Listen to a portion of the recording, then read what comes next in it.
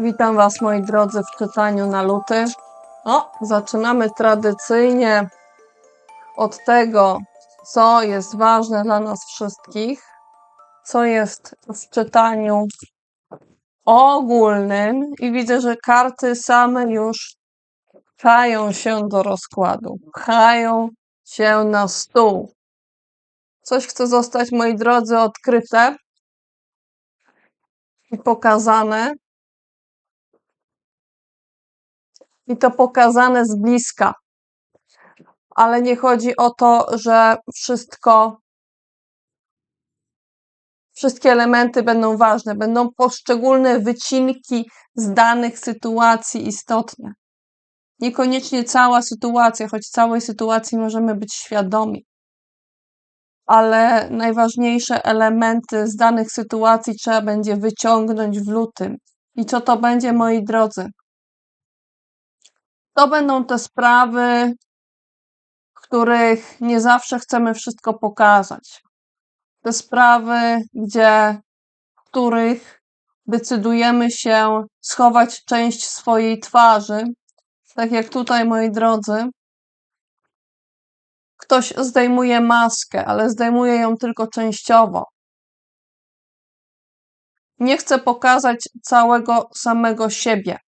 Takie sytuacje mogą nas spotykać. Możemy spotykać ludzi, którzy nie będą chcieli się w całości odsłonić i będą w pewnym zakresie pokazywali nam pewne fałszywe, sztuczne oblicze, ale my będziemy częściowo świadomi tego, że tutaj toczy się jakaś gra, że nie ma pełni prawdy, ale nie ma też takiej sytuacji tutaj, żebyśmy nie mogli się w żaden sposób zorientować, kogo mamy przed sobą, bo trochę możemy zobaczyć, mamy to jedno oko, kawałek twarzy.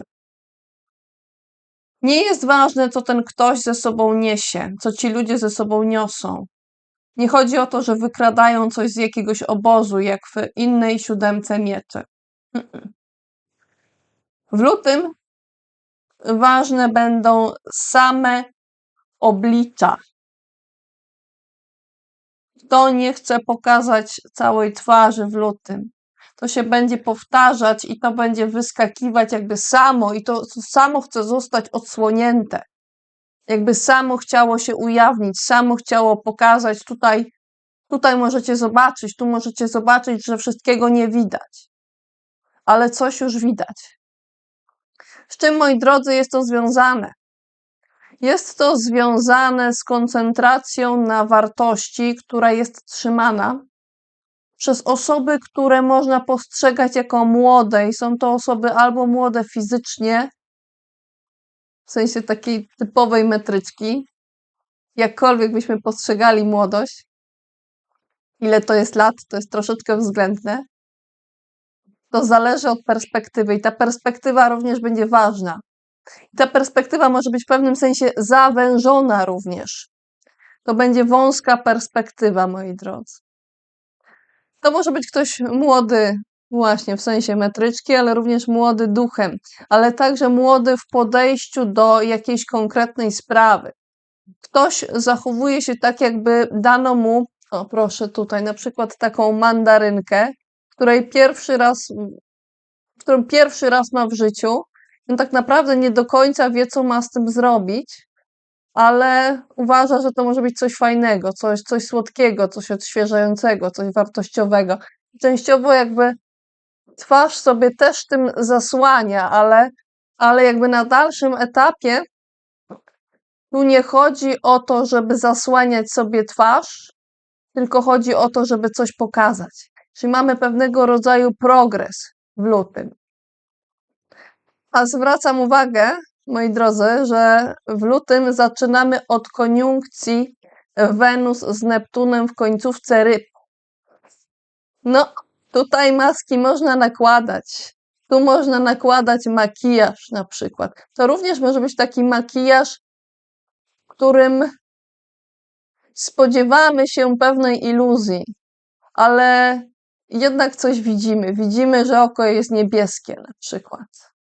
Tak? Jesteśmy częściowo świadomi, że nie wszystko jest nam pokazywane. a przynajmniej większość z nas jest świadoma. Poczuje, że nie wszyscy są tego świadomi. To otrzymanie i zabawa wręcz tą wartością może doprowadzić do pewnego zmęczenia i nawet bezsilności u niejednej osoby. Jakby ktoś miał wcześniej siłę jakby lwa na piersi, trzymał tutaj ten swój medalion. Ja jestem tym, ja jestem tą, ja mam siłę, ale jakby ta siła w pewnym momencie się wyczerpuje i odwraca.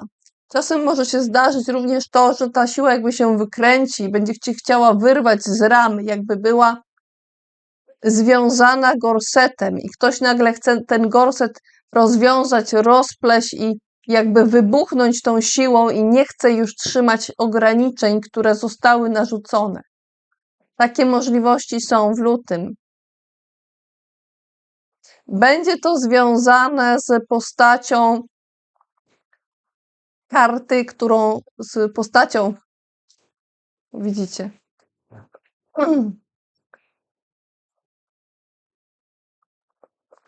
będzie to związane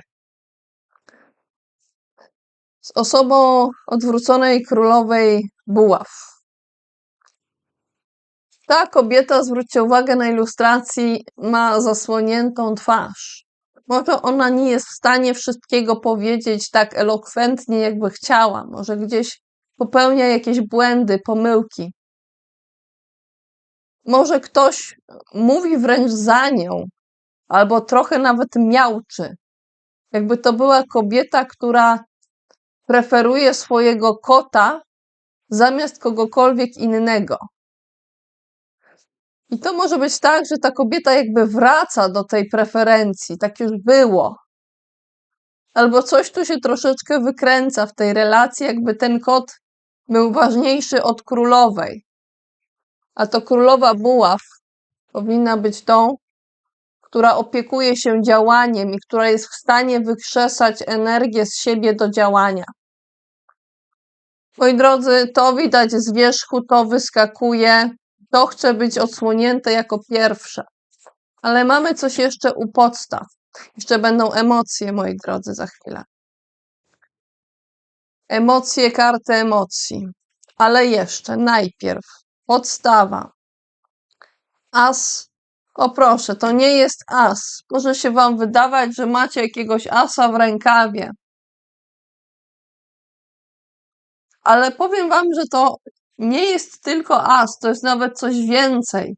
Nie jedna osoba może pomyśleć, mam asa w rękawie, ale to jest tak, jakby ktoś nie miał tylko jednego asa w rękawie, tylko cały kapelusz magika, z którego może wyciągnąć nie tylko królika, ale i łabędzia i całą jakąś czarodziejkę. Jakby ktoś miał magiczny kapelusz, jakiś niekończący się przepastny schowek, w którym znajdować się może wszystko i tak jakby teraz jakby ktoś tak wsadzał rękę do szafy i losował, teraz wyciągnę to i tamto, teraz chcę wyciągnąć to i tamto, i to wszystko tam jest i to się wydaje bardzo dziwne, że w takiej małej przestrzeni można tak wiele upchnąć i to się wydaje wręcz magiczne i ma to w sobie pewien rodzaj magii. Ktoś potrafi wyciągnąć z jakiejś przestrzeni dużo więcej, niż można się spodziewać. I tego możemy się w lutym spodziewać. Spodziewać trochę niespodziewanego pod tym względem. Ale ta cała magia magika, który jest w stanie wyciągnąć z kapelusza wiele, jest związana jednak z pewnym brakiem. Komuś dokładnie, no dosłownie, no czegoś brakuje, czegoś nie ma. Ale nie chcę zwracać się w tej kwestii o pomoc, albo nie bardzo widzi kogoś, do kogo może się zwrócić w tej kwestii. Nie chcę zwracać się w stronę tych, którzy patrzą, którzy widzą ten brak. Nie ma tu szczególnego towarzystwa, a ten ktoś, kto tutaj odczuwa pewien brak, stoi na tle przestrzeni, małych różnych przestrzeni, w których pali się światło, jest ciepło. Prawdopodobnie tam są ludzie, ale tych ludzi nie widać. Tam ktoś musi być, ale ktoś jednak decyduje się pozostać na chłodzie, albo przynajmniej przez jakiś czas pozostać na chłodzie, pozostać na zewnątrz, pozostać w pewnym poczuciu braku. Nie decyduje się na jakiś ruch. Moi drodzy, ja czuję, że warto by było wyjąć jakąś radę dotyczącą tego, jakie byłoby najlepsze podejście, albo jakie mogą być najlepsze podejścia w tej sytuacji, bo ja czuję, że są tutaj różne rozwiązania, różne możliwości, nie każde jest dla każdego. To jest ważne. Moi drodzy, to dziwna sprawa. Dziwna i nie dziwna, bo jeszcze mi się chyba nie zdarzyło, żeby tak pod rząd wypadły takie karty, dwie tarotowe, które właściwie tarotowymi kartami nie są. Ale to nie sprawia, że nie można czytać. Moi drodzy, może się zdarzyć tak, że trzeba będzie podejść troszeczkę inaczej do rad. Możemy się spodziewać, że zobaczymy, że ktoś nam przedstawi jakieś inne rady, ale trzeba być troszkę elastycznym w tym momencie i otworzyć się na to, że rady mogą być inne niż się spodziewaliśmy. Może mniej typowe, mniej standardowe, trochę bardziej zaskakujące, ale to nie znaczy, że one będą jakieś zwariowane. Po prostu spodziewaliśmy się raczej czegoś innego. Jakiegoś wachlarza innych możliwości, może tego, tamtego, 15, ale to, co akurat jest nam przedstawiane, to niekoniecznie. Moi drodzy, jedną z rad jest danie pewnej gwarancji. Ktoś komuś powinien coś zagwarantować. Na przykład powiedzieć, będzie tak, będzie siak. I to może być gwarancja, która może być dawana z obu stron, zarówno dla tych, którzy jakby mają ten brak, jak i względem tych, którzy patrzą i widzą, jak i tych, którzy są z tyłu, za tymi szybami, w cieple, w świetle. Daleko od sytuacji, dość daleko przynajmniej. W takim miejscu, że ta osoba na zewnątrz albo w ogóle jest niezauważana, albo wydaje się bardzo malutka i całkowicie anonimowa, bo nie widać twarzy z tamtego miejsca. Ktoś powinien komuś dać gwarancję i pewnie najlepiej by było, żeby te gwarancje były z obu stron. Kolejną radą, kolejną możliwością jest konieczność precyzyjnego zmierzenia czegoś i określenia ram, określenia wymiarów, określenia odległości, wielkości. I to mogą być odległości, wielkości, ramy związane z kilkoma elementami, moi drodzy. To może się wydawać, że jakby to są takie rady nawet chwilami, nawet prawie jak z kosmosu. Jakby ktoś wyskoczył nagle na Urana. Ale, moi drodzy, Uran jest w byku jeszcze. Uran jest w sferze wartości póki co, w sferze posiadania. Może powinniśmy troszeczkę mniej konwencjonalnie i bardziej społecznościowo podejść do niektórych własności w tej sytuacji. Trzecią radą w tej sytuacji jest po prostu stworzenie jakiejś relacji partnerskiej. To może być partnerstwo między kobietą i mężczyzną, ale również to mogą być dwie kobiety i dwóch mężczyzn. Dwie osoby, które wymieniają się pewnymi emocjami.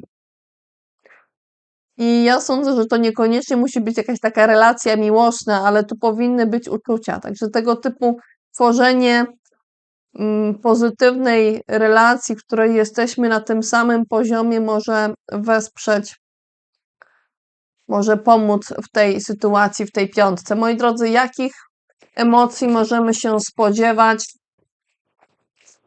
w lutym dla nas wszystkich?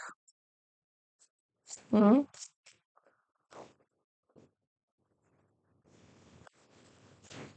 3 różne emocje, moi drodzy. Część z nas poczuje, dotknie tylko jedna emocja, część z nas dwie, a część mogą i wszystkie. Część ludzi, no przyznam tutaj otwarcie, będzie w pewnym sensie zrozpaczona, jakby ich statek tonął. Pesymistyczny, przygnębiony, pokonany. Takie uczucia, takie emocje mogą być w niejednej osobie. Ktoś może mieć takie poczucie, że sztormy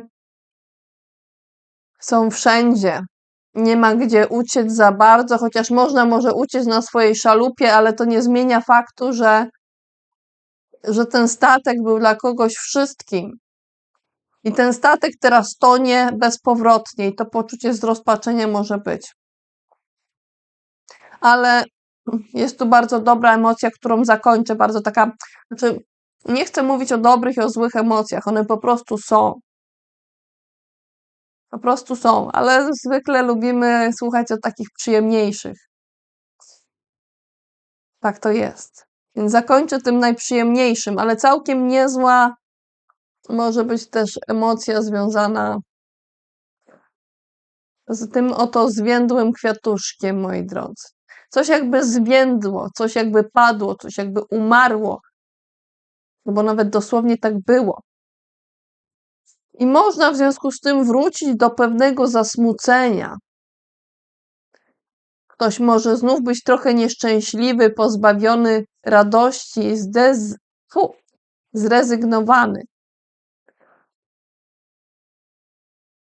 Ale jakby chciał to już wypluć, jakby chciał powiedzieć, ja już tego nie chcę, ja już nie chcę wypowiadać tych słów, ja już nie chcę o tych emocjach słuchać, ja nie chcę ich czuć.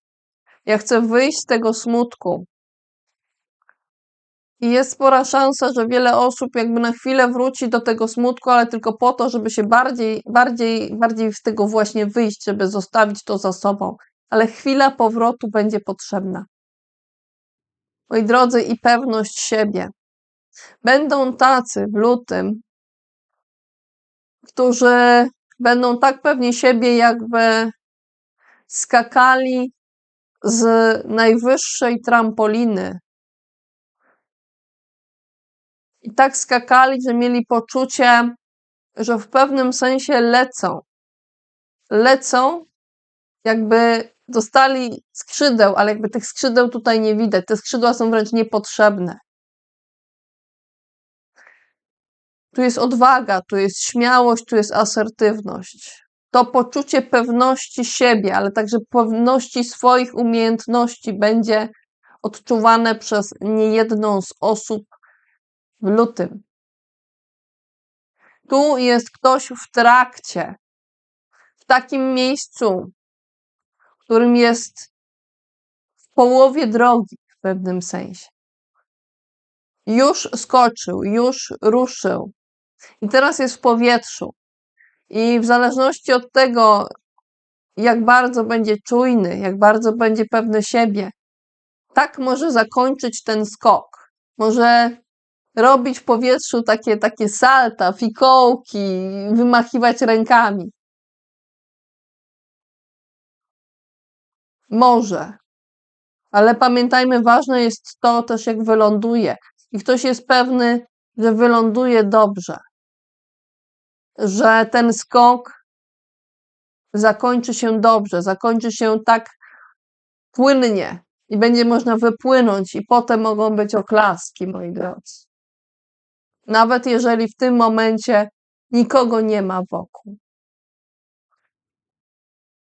Tego możemy się w lutym spodziewać, moi drodzy.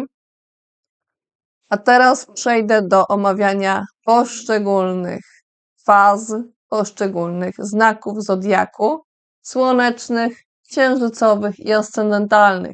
Jeśli znacie nie tylko swój znak słoneczny, ale i księżycowy i ascendentalny, to możecie posłuchać dla każdego z nich. Barany, co dla Was? Co dla Was w lutym będzie najważniejsze w pytaniu? Odwrócona 9 pentakli, ale nie tylko.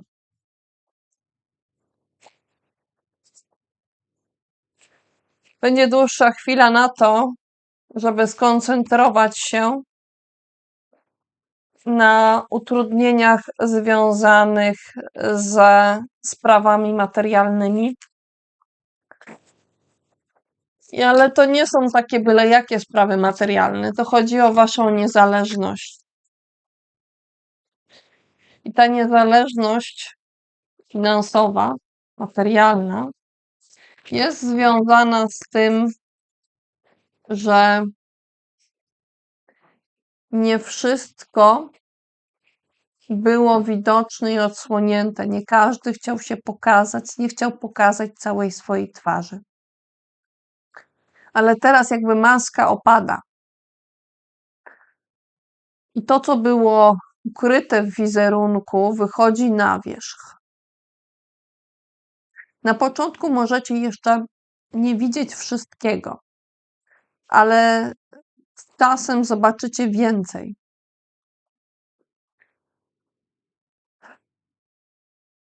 Zobaczycie też, że komuś brakowało, że ktoś był biedny, że ktoś był w jakimś sensie niepełnosprawny i zwracał się w stronę miejsca, gdzie spodziewał się wsparcia. Ja, drogie barany, czuję, że to był ktoś, kto był bardziej ważny niż sądzicie, że był. To może być ktoś, kogo uważaliście za osobę nie tak istotną jak inne.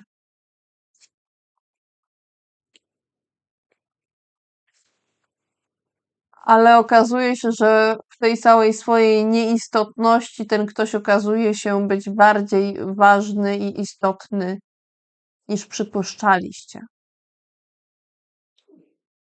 Jest to związane pośrednio z brakiem pełnej michy słodkich owoców. Tego, co sprawia, że jest nam miło w życiu. Ktoś jakby nie miał tego. Nawet jakby chciał mieć na głowie jakiś problem związany z tym, ile ma na głowie, ile ma czegoś, to jakby tego problemu ktoś nie miał. Ktoś może wolałby powiedzieć, że od nadmiaru boli go głowa, ale tu kogoś nie bolała głowa od nadmiaru.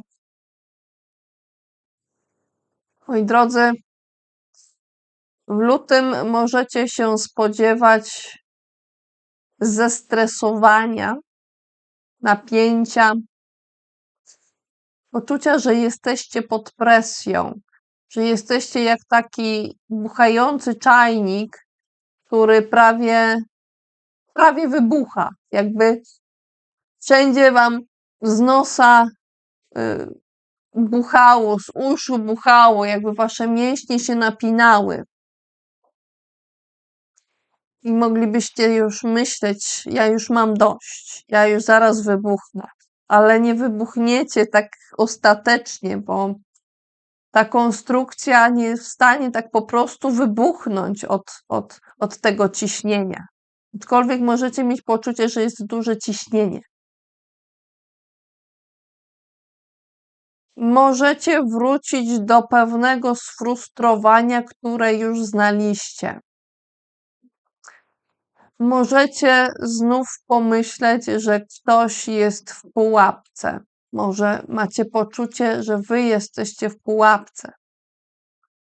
Możecie znów łapać się za głowę i mówić, jaki tu jest bałagan, ile tu jest tego wszystkiego, tego się nie da uporządkować, jak z tego wyjść?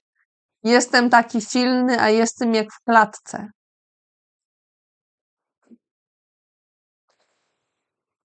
Możecie mieć poczucie, że ktoś was powstrzymuje znowu, blokuje. Jakby poskramia, ale macie poczucie, że to nie jest właściwe słowo. Co to jest za poskromienie? Jakby ktoś wam odbierał wolę. Więził w jakimś sensie, zapędzał w kozi róg i blokował. Moi drodzy, te karty są odwrócone, więc można jakby spróbować zrobić coś z nimi, żeby one jakby tutaj odeszło to do przeszłości, ale spróbuję mimo wszystko dodać wam jeszcze jakąś kartę, która powinna wam troszeczkę pomóc w tych emocjach, które będą w lutym dla was takie istotne. Moi drodzy, warto się odzywać. Warto powiedzieć zaraz, zaraz. Ja już swoje wiem. Ja już nie jestem na początku drogi. Nawet jeżeli nie jestem rycerzem na białym koniu, to jestem trochę jak taki rycerz, jak ktoś, kto już jednak zaczął, ktoś, kto może walczyć. I możecie przez chwilę zwątpić, czy wy jesteście tym rycerzem. I możecie uświadomić sobie, że może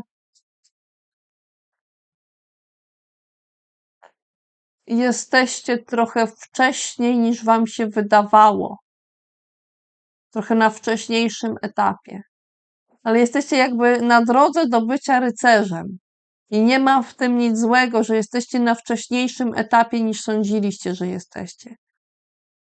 Możecie sobie to uświadomić i powiedzieć zaraz. Ja też już swoje wiem. Ja spodziewam się, że moja ścieżka będzie taka i siaka. Ja będę rycerzem. Ja będę działać. Ja będę myśleć o tym. I mogę już co nieco na ten temat powiedzieć.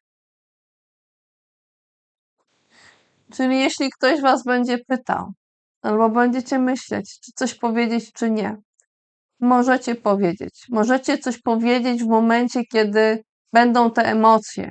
Niekoniecznie trzeba coś robić. Niekoniecznie trzeba się wstrzymywać też przed ruchem. Nie chodzi tutaj o ruch.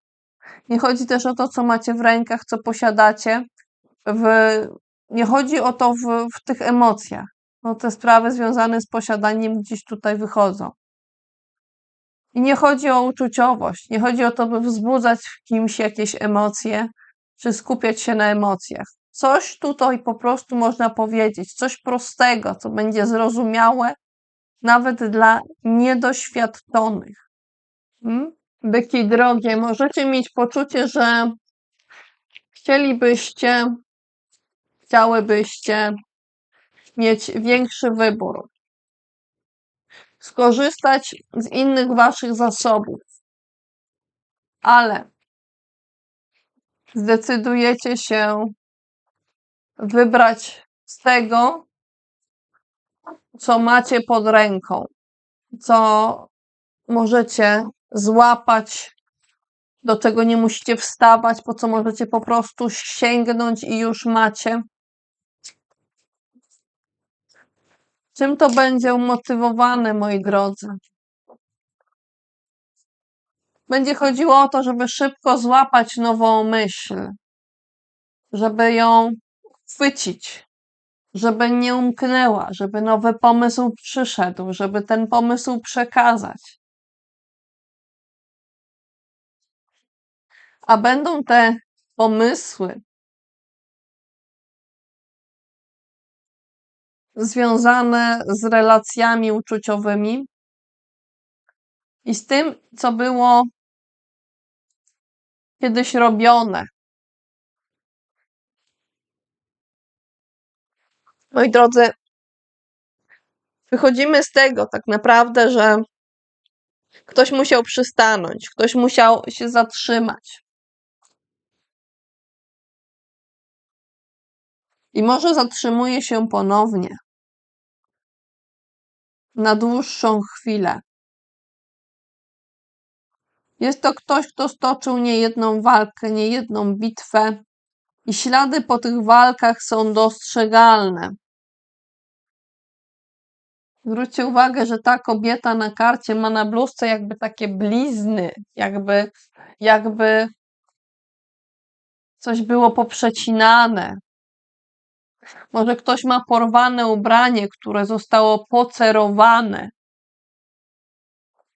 Jakby było pokazane, że ktoś już nieraz występował w takiej roli, w takiej odsłonie, w takim ubraniu. I musiał jakby pracować, działać z tym, co miał. Nie miał takiej swobody w tych działaniach, w tej walce. Trzeba było maksymalnie może wykorzystywać to, z czym można było działać, a nie sięgać w różne inne miejsca.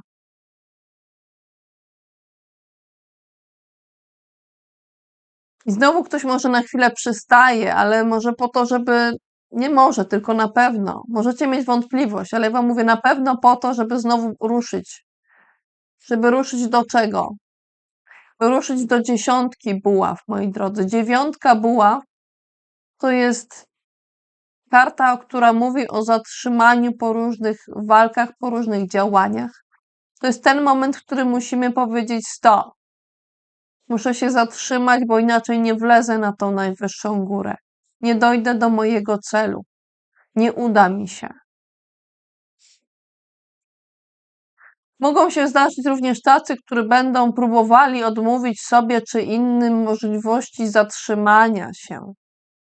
Koniecznego. Jakby te szwy puszczały w momencie, jeżeli ktoś nie zatrzyma się. Ja czuję, że tak może być, więc jeżeli ktoś z was byłby na przykład po operacji, to oczywiście niech tutaj konsultuje się ze swoim lekarzem, ale z kart mogę wyczytać taką jakby podpowiedź, że warto zwrócić uwagę na to, jak się mają nasze szwy, jak się mają te nasze wszystkie powiązania, które coś razem łapią i łapią po to, żeby gdzieś się zagoiło. Pytanie, czy te rany gdzieś już się zagoiły, czy jeszcze nie do końca, czy można już zdejmować szwy. Czy można powiedzieć, już to już jest zagojone, tam nic nie ma. A może to już jest tylko blizna. Takie tematy mogą być dla byków ważne. Byki, z tego zatrzymania może dojść, można potem dojść gdzieś. Dzięki temu zatrzymaniu. Tak jak idziemy na górę, czasem się zatrzymujemy. W 10 buław, która może wyglądać różnie. Widać zwykle kogoś, kto z dużym wysiłkiem próbuje gdzieś dotrzeć, bo o to właśnie chodzi. W 10 buław, której jeszcze tu nie ma, to jest dopiero później. Może jeszcze nie w marcu, może jeszcze nie w kwietniu, może jeszcze później, może i za 5 lat. Ale czuję, że nie więcej.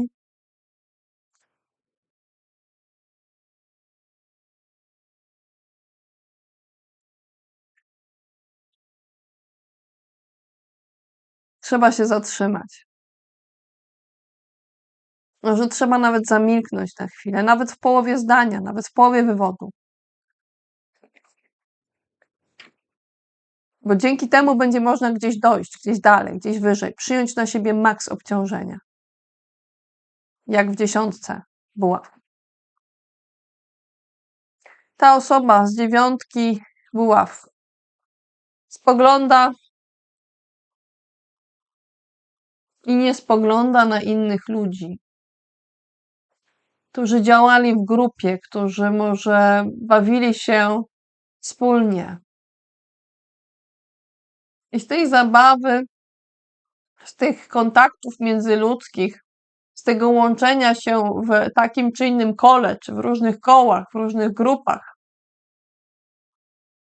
może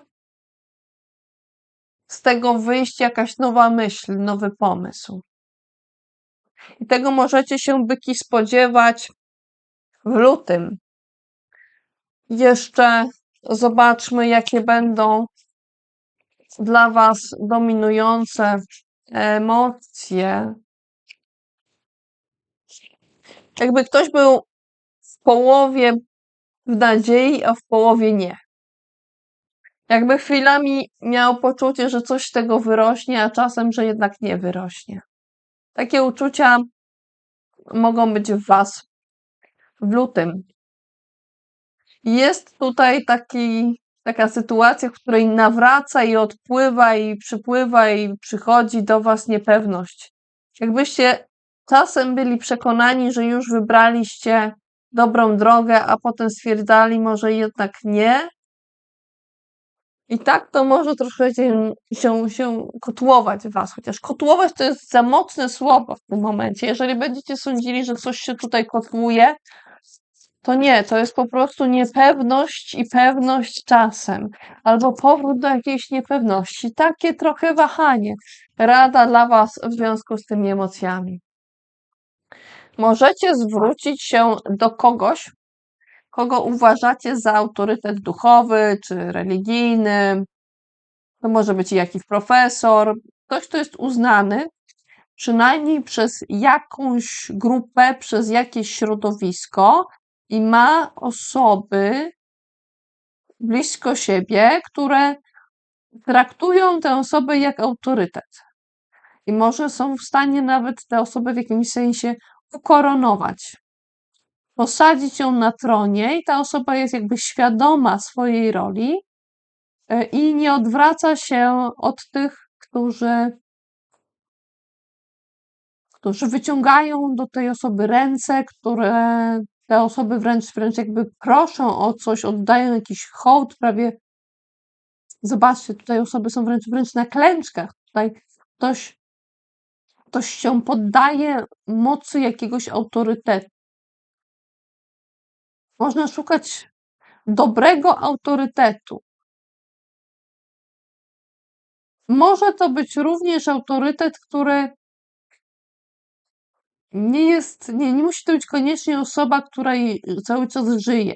To może być też ktoś, który zdaje się zwracać do ludzi, nawet jeżeli już jest gdzieś indziej, jakby już nie jest na tym świecie.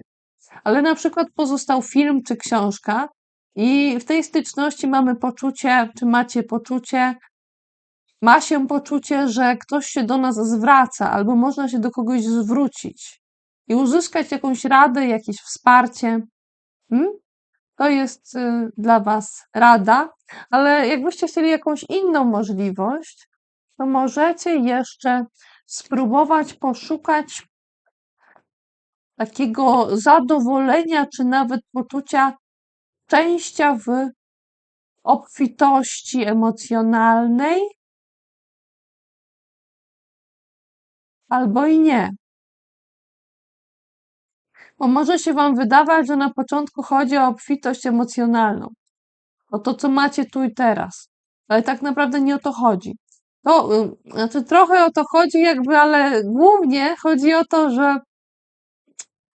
że to, co macie dzisiaj, wynika z tego, co udało Wam się odczuć kiedyś w przeszłości. Jakby Wasze wspomnienia, Wasza przeszłość była współcześnie, obecnie źródłem Waszego zadowolenia. Dzięki temu możecie jakby tak rozłożyć ręce i powiedzieć: mam to i tamto. Ale będziecie mieć takie poczucie tylko, jak będziecie jednocześnie wracać do wspomnień. Więc te wspomnienia, to co kiedyś było, takie sentymenty, mogą wspierać Was tu w tych emocjach, które mogą być takie niejednoznaczne. Nie? Także tutaj dwie możliwości, moi drodzy. Powodzenia, byczki. A teraz bliźnięta, będziecie świadkami tego, co wychodzi na wierzch.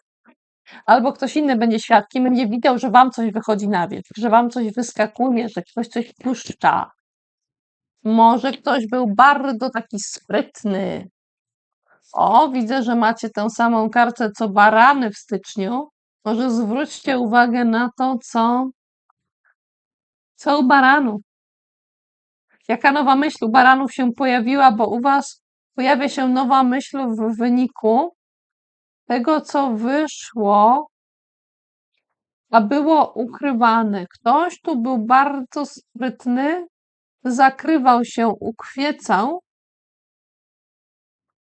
ale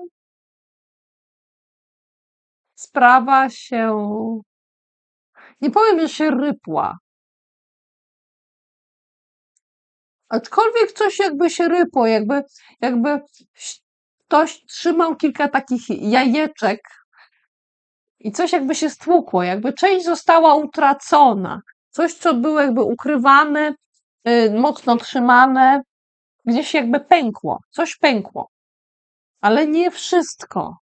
I w związku z tym jest nowy pomysł, nowa myśl. A jakie wiążą się z tym emocje dla was, bliźnięta?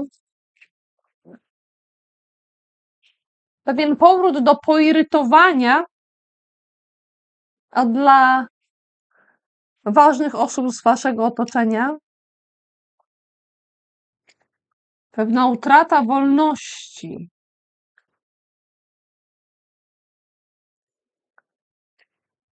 No. Chcemy wiedzieć, o co tutaj chodzi? Nie wiem, czy chcecie, nie wiem, czy chcemy, ale tak będzie, że pomimo tego, że nie będziecie pewni, czy chcecie wiedzieć, czy nie, to i tak się dowiecie. Dowiecie się, że ktoś jakby trzymał coś w ręce. Właściwie nie trzymał, trzyma, jakby jakieś działanie wychodziło z niczego. Jakby ktoś pokazywał, że ma moc. Ta moc wydaje się nie być powiązana z niczym. Nie wiadomo, skąd ona się wydobywa. Nie wiadomo, skąd ona wychodzi, jakby pojawiała się z chmur. Jakby ktoś miał nieskończoną wręcz moc, a może nie nieskończoną, ale takie niewiadome źródło mocy. I wy możecie w tym całym galimatiasie mieć poczucie na początku, że do końca nie możecie tego wszystkiego uchwycić. Nie umiecie świadomie tego wszystkiego połączyć, ale jakby lecicie dalej i idziecie do przodu, decydujecie się na to, by dowiedzieć się czegoś więcej o tym wszystkim i dowiadujecie się, że ktoś obdarzał uczuciem i może wraca do obdarzania uczuciem, że jakby zrodziło się jakieś nowe uczucie kiedyś w przeszłości. I ktoś spogląda w tę stronę, w stronę tego momentu, kiedy coś się narodziło, kiedy coś powstało jakby znowu z niczego. Tak jak ta energia działania powstała z niczego, powstaje tu i teraz, tak kiedyś została wyrażona pewna emocjonalność w swojej najczystszej postaci, w,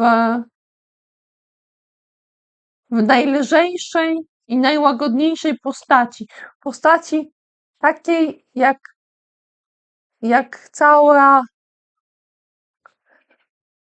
zastępy motylków, czy wręcz aniołów. Drogie bliźnięta, możecie spoglądać na zegarek w lutym i zastanawiać się, czy jeszcze dłużej coś potrwa, czy długo coś potrwa, czy krótko coś potrwa.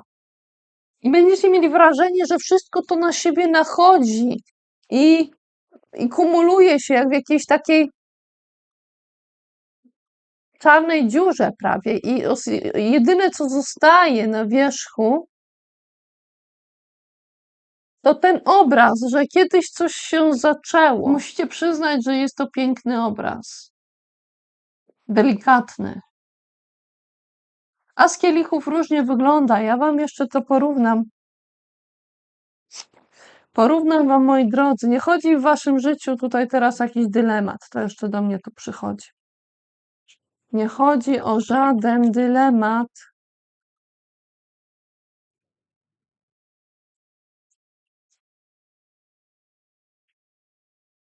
Możecie troszkę pokontemplować to, co macie przed sobą, proszę. A z kielichów.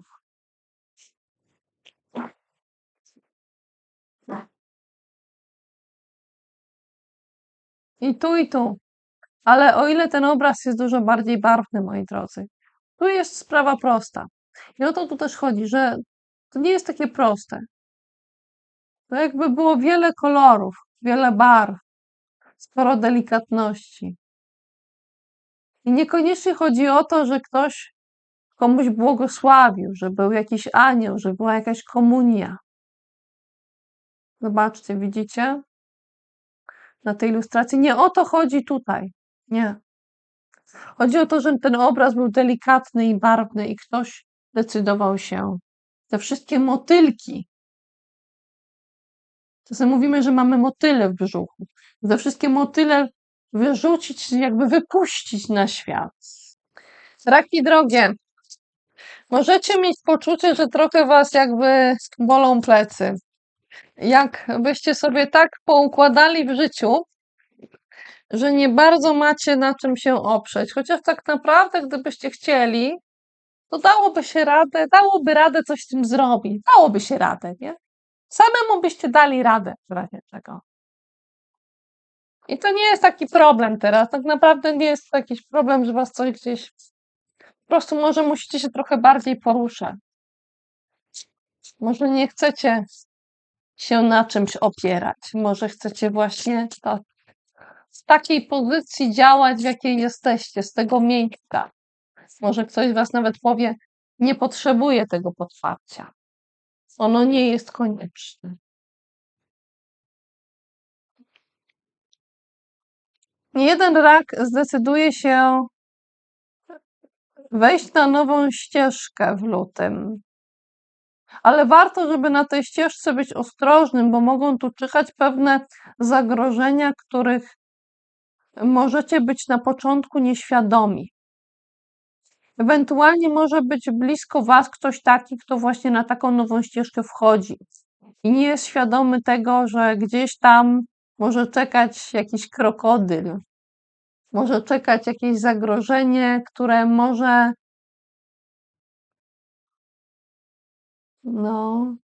może nie być w tym momencie jawne i jasne. Ale ta droga, to wejście na ścieżkę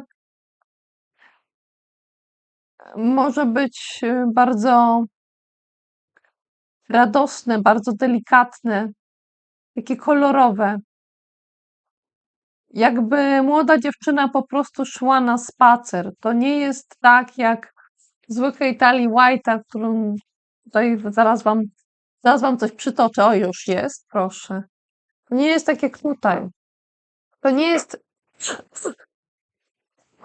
Przepraszam. To nie jest taka sytuacja, w której ktoś skacze w nieznane i nawet nie patrzy, jakby jest na jakiejś ścieżce, gdzie jest twardo, gdzie ktoś biegnie za nim, za nią. Trzeba mieć tylko jeden tobołek. To nie jest taka ścieżka, na której trzeba być jakoś super dumnym, jakoś daleko patrzeć w niebo. Na tę ścieżkę można wejść spokojnie, z pewną delikatnością, jakby w długiej sukni, z delikatnym ptaszkiem na dłoni. Krocząc przez ogród, a nie skacząc w przepaść, nie wiedząc, co czeka na skraju, czy tu jest jakiś bufor bezpieczeństwa, czy tam są jakieś materace, na które można skoczyć, czy ktoś skacze do wody. Tutaj naprawdę jest jedna wielka niewiadoma, a tutaj ta niewiadoma może i też jest, ale jest w jakimś sensie złagodzona. Nie ma poczucia, że skacze się w przepaść, że bardzo się ryzykuje, ale to ryzyko gdzieś tu jest. I warto być świadomym, że są ukryte zagrożenia na tej ścieżce, ale można na nią wchodzić i nawet bym powiedziała, warto. Warto. Warto wyjść z pewnego poczucia zamknięcia w klatce, bo nie jedna z was miała takie poczucie, że gdzieś coś was zamykało.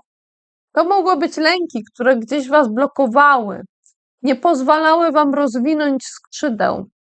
Może nie jedna z was gdzieś w swojej klateczce niejedną łzę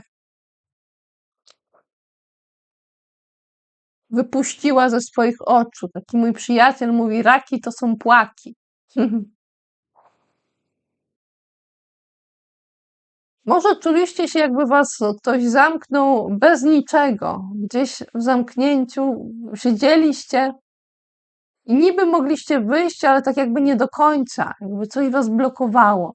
Ale jesteście w stanie teraz spróbować wyjść z tego zablokowania mentalnego i ruszyć na jakąś nową ścieżkę. Blisko tego rozpoczęcia nowej ścieżki jest ktoś, kto powinien być już dojrzały. Powinien panować nad swoimi emocjami. Nie powinien zasłaniać swojej twarzy. Nie powinien ukrywać się za emocjami, za kieliszkiem.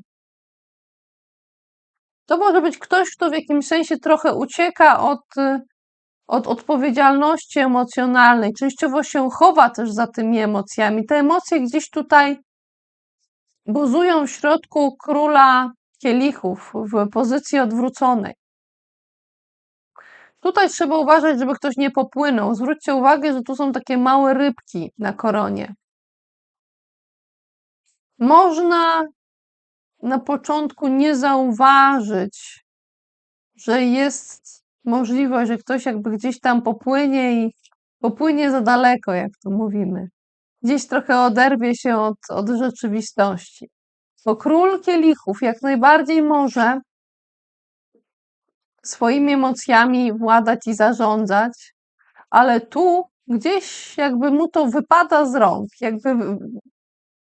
jakby trudno było to wszystko do końca okiełznać. Może być również tak, że ten król kielichów za tym kielichem, który trzyma, ukrywa na przykład jakąś łzę. Chce pokazać tylko jedno swoje oko. Chce się też częściowo zakryć. Może nie chce do końca pokazać swojej emocjonalności. No i drodzy, a jakie właśnie emocje będą dla was ważne w lutym? Ja spytam o tego króla kielichów, co tutaj mu w duszy gra jeszcze. No moi drodzy, pomimo tego, co tutaj mówiłam wcześniej, to jest ktoś, kto jednak ma w sobie dużo kreatywności, pomysłowości, twórczości. To jest ktoś, kto może być ekspresyjny, może siebie wyrażać, jakby tworzył garnki za pomocą własnych rąk, jakby był w stanie coś wytwarzać swoją własną energią. Także jakbyście tak patrzyli na tego króla kielichów troszeczkę niepewnie, no to zwróćcie uwagę na to, że ktoś jakby jest w stanie kreatywność swoją wyrazić. I teraz przychodzi do mnie obraz tego takiego filmu, który może kojarzycie, Uwierz w ducha, jak to tworzono takie naczynia właśnie z gliny. Jakby ktoś był w stanie swojego całego ducha tę kreatywność włożyć. I może wtedy, jak to robi, to gdzieś te emocje zaczynają płynąć. Tak mogą pływać i czy aż ktoś odpływa. Ale niezależnie od tego, czy wy jesteście tym królem kielichów, czy to ktoś istotny dla was, to dowiedzmy się, jakie u was bardziej te emocje będą. Łoż, kurczę, blade. A, No, raczki, tego może byśmy się po was nie spodziewali od razu, bo raczki uważamy za osoby delikatne i wrażliwe, a tutaj ktoś trzyma zaciśniętą pięść. Może kilka razy, może z 5 razy nawet pięść zaciska, jakby próbował roztrzaskać coś. To jest mściwość, wrogość, złośliwość i nienawistność. Moi drodzy, mogą wami targać silne emocje, bardzo silne, a jednocześnie może być pewien rodzaj samotności, poczucia odizolowania i oddzielenia od reszty. Moi drodzy, jak do tego podejść? Co z tym zrobić? Albo jak do tego podejść, bo jakby co z tym zrobić? Zobaczymy, czy należy w ogóle cokolwiek z tym robić. Moi drodzy, nie pozwólcie, żeby ten diabeł wylazł z was w sposób niekontrolowany. Jeżeli wychodzą z was bardzo silne emocje i tu wychodzi diabeł, to nie wszystko pokazujcie z tego, nie wszystko wywalajcie na wierzch, nie wszystko powinno być publicznie przedstawione. Kontrolujcie tego diabła, który sam jest w stanie kontrolować.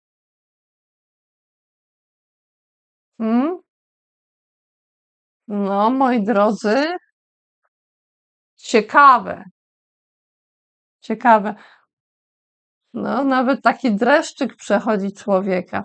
Coś chcę wam jeszcze dodać. Na co możecie fajnego, pozytywnego czekać? Coś takiego jednoznacznie fajnego, moi drodzy, niech będzie. No proszę, a z kielichą. Błogosławiona miłość wychodząca, że tak powiem, nie wiadomo skąd z nieba. No moi drodzy, krótko zwięźlej na temat bardzo pozytywna emocjonalność. Źródło emocjonalności. Moi drodzy, moje drogie lwy, potrzebujecie troszeczkę dłuższej przerwy.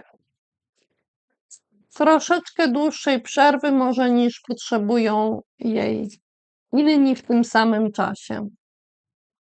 I warto, żebyście sobie dali tę przerwę, bo to niczemu nie zaszkodzi. I czuję, że jest to jednocześnie rada dla was na cały ten miesiąc. Nie w każdym momencie, nie w każdej chwili, ale to jest coś takiego, co powinno do was wracać kilkakrotnie w lutym. W czasie, kiedy różne sprawy będą wyskakiwać. Drogie lwy, odwrócona wieża, odwrócony król, buław, odwrócona kareta. Moi drodzy, coś runęło, coś się popsuło, coś, mówiąc kolokwialnie, szlag trafił, czyli jakby piorun w to uderzył. Jakaś konstrukcja została zniszczona. I ten temat jakby jest cały czas aktualny w lutym. Możliwe, że trzeba by było zająć się tym, co pozostało po zburzonej wieży, po zburzonej konstrukcji. To może być zakończenie jakiejś pracy, ale takie nagłe, zakończenie jakiejś relacji. Dosłownie zburzenie jakiejś konstrukcji, tak, jakiś no nawet dosłownie budynek mógł gdzieś runąć, ktoś mógł nawet spłonąć. Ale tu chodzi o coś, co jakby już miało miejsce. ale nadal są reperkusje, jakby był jakiś krach giełdowy, czy coś w tym rodzaju. Odpowiedzi będą różne. Niejedna osoba była przyczepiona do tej konstrukcji, niejedna osoba była powiązana z tą konstrukcją i chcąc, nie chcąc, wyleciała z tej konstrukcji. Ta konstrukcja do niczego jeszcze nie nadaje, jest jakby spalona, zniszczona. Z każdego okna tutaj buchały płomienie. Nie było miejsca, z którego można było wyglądać. Jakby wszędzie, z każdego ujścia parzyło. Część z was może mieć jakby taką potrzebę zaopiekowania się swoimi ranami, swoimi poparzeniami. Jakby trzeba było spróbować troszeczkę coś tutaj zaleczyć i doprowadzić do możliwie dobrego stanu. Co nie znaczy, że nie zostaną blizny, że nie zostaną ślady. A ta konstrukcja już runęła. Coś musi odejść do przeszłości, choć nadal trochę jakby wraca, jakby zostało trochę, jakby ktoś pokazał zdjęcie i powiedział, proszę, tak to wyglądało i tak to właśnie runęło. Tak to się popsuło i zniszczyło. Ale cały czas wydaje się, jakby od tego się zaczyna, ale jakby to z tego się jakby trochę wychodzi, a potem mamy już co innego. Mamy króla buław, mamy kogoś, kto powinien zarządzać działaniem, ale trochę jest zmęczony. Ciągnie coś dalej, idzie do przodu, wskazuje tu i tam, ale jakby może nie jest w stanie wskazywać i rozporządzać i kolokwialnie rzecz znów ujmując, trochę ogarniać wszystkiego w takim zakresie, jakby normalnie mógł. Ja teraz czuję, jakbym miała mniej siły. On też może mieć jakby mniej siły w tym momencie. Jakby trudniej mu było ciągnąć ten swój stan królewski. Ale koncentruje się na tym, że jest cały czas coś nowego do zrobienia. Nawet jak coś runęło. I nawet jak nie bardzo można gdzieś pojechać, nie można ruszyć w jakąś drogę, może komuś się dosłownie samochód zepsuł albo w tym momencie nie może prowadzić. Na przykład z jakichś tam zdrowotnych czy innych powodów.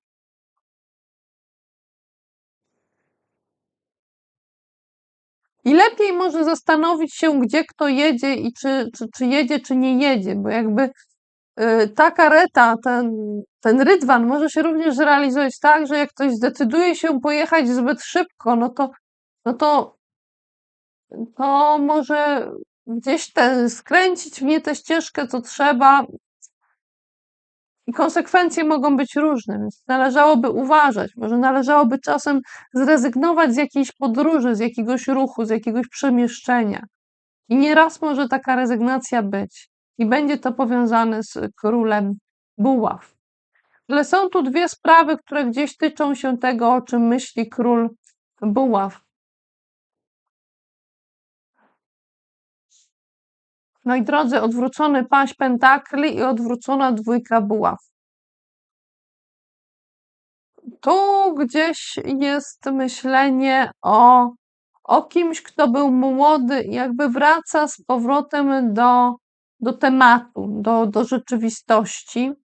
Ktoś był młody, ktoś był delikatny, ktoś miał chęć rozwinięcia jakiejś wartości delikatnej, jak kwiat. Ktoś wydawał się młody, malutki, jakby ta młodość jakby gdzieś tu wychodzi.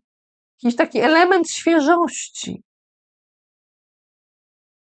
Ta świeżość jest ważna. I ktoś jakby siedział w powiązaniu z tą młodością, jakby siedział na dachu. I na tym dachu miał cały świat. I zastanawiał się, w którą stronę ma dalej działać, ale może do tych działań do końca nie doszło.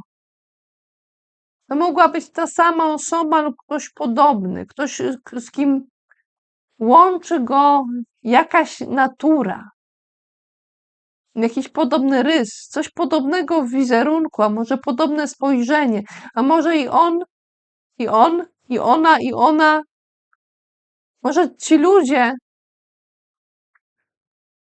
mają coś w rękach i to ich łączy, że chcą mieć coś w rękach. Ktoś chce mieć w rękach coś świeżego, a ktoś chce mieć w rękach prawie cały świat. Moje drogie lwy, jakie emocje będą dla was najważniejsze? No to jakby wy będziecie odczuwać te emocje. A tutaj jeszcze weźmy kogoś z waszego otoczenia. Od kogo zaczynamy? Od was. Lwy, część z was będzie spokojna. W tym wszystkim można znaleźć trochę spokoju. Można się zatrzymać, oprzeć o drzewo, wyciszyć. Tak jak powiedziałam na początku, można się uspokoić, można się zatrzymać, można dać sobie tą chwilę i ta chwila może dać spokój. I możecie wówczas nie robić nic. Możecie jakby patrzeć na wodę, na zachód słońca, na żaglówkę, na co chcecie, na coś, co was odpręża. Ale nie ma tu tłumów, nie ma tu ścisku, nie ma tu jakiegoś wielkiego uniesienia, tu jest uspokojenie. A blisko tego pojawiają się też pewne pomysły, pewna ekspresyjność. Wy jesteście z natury ekspresyjni, twórcze. To jest wasza siła, siła waszego ja. Wy jesteście tymi, którzy mogą tworzyć coś z siebie niewątpliwie i cechujecie się kreatywnością i tę kreatywność możecie z siebie wydobyć w lutym. Możecie coś zrobić swoimi własnymi rękami. A jakie będą ważne i istotne emocje kogoś innego blisko? Ktoś będzie współczujący, moi drodzy, w waszym życiu. Ktoś jakby trzymał takiego małego ptaszka i chciał się nim zaopiekować. Empatyczny, troskliwy, przychylny. Ktoś z wielką delikatnością może brać coś w ręce. To może być osoba, to może być jakieś zwierzątko, to może być jakiś delikatny temat, jakaś delikatna materia.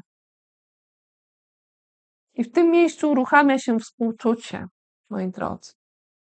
Jakąś drobną radę chcę wam tutaj wyjąć z talii White'a na luty. Moi drodzy, jeżeli uda wam się złapać jakąś nową wartość, która jakby pojawiła się nie wiadomo skąd, to trzymajcie ją. Trzymajcie ją, bo z niej może się wiele rozwinąć. Ona może być jak ziarno, z którego może wyrosnąć wielkie drzewo, a z tego drzewa mogą potem, to drzewo może wydać owoce, z tych owocy mogą wyrosnąć kolejne drzewa. Panny, może się zdarzyć tak, że tak będziecie chcieć robić jedno za drugim, że w pewnym momencie wam się kubki wręcz pomieszają, ale zorientujecie się, że robicie może trochę coś nie do końca tak, jakbyście chciały. Może to nie jest idealnie, alfabetycznie, tak jakbyście lubili, może wam coś z rąk lecieć, ale możecie się poprawić, bo wy umiecie poprawiać siebie, poprawiać innych, nie? Wy nawet raczej macie takie cechy, że trudniej wam tego nie robić, nie? Kto jest tak wyczulony na szczegóły jak wy w Zodiaku? Nikt inny. Nikt inny. Kto najlepiej umie sortować? Nikt inny. Drogie panny, słoneczne, księżycowe, ascendentalne. Znacie te swoje szczegóły? Wiecie, gdzie macie ascendent, słońce, księżyc? Może warto je sprawdzić. Może warto zagłębić się w inne szczegóły również. Ale to taka kwestia poboczna. Drogie panny, w waszym rozkładzie na luty jest królowa pentakli, jest odwrócony cesarz i 7 buław w pozycji prostej. Drogie panny, kluczową postacią zdaje się i mam wrażenie, że słowo zdaje się i wrażenie jest tu kluczowe. 2 słowa są tutaj kluczowe. To niekoniecznie jest ktoś najważniejszy.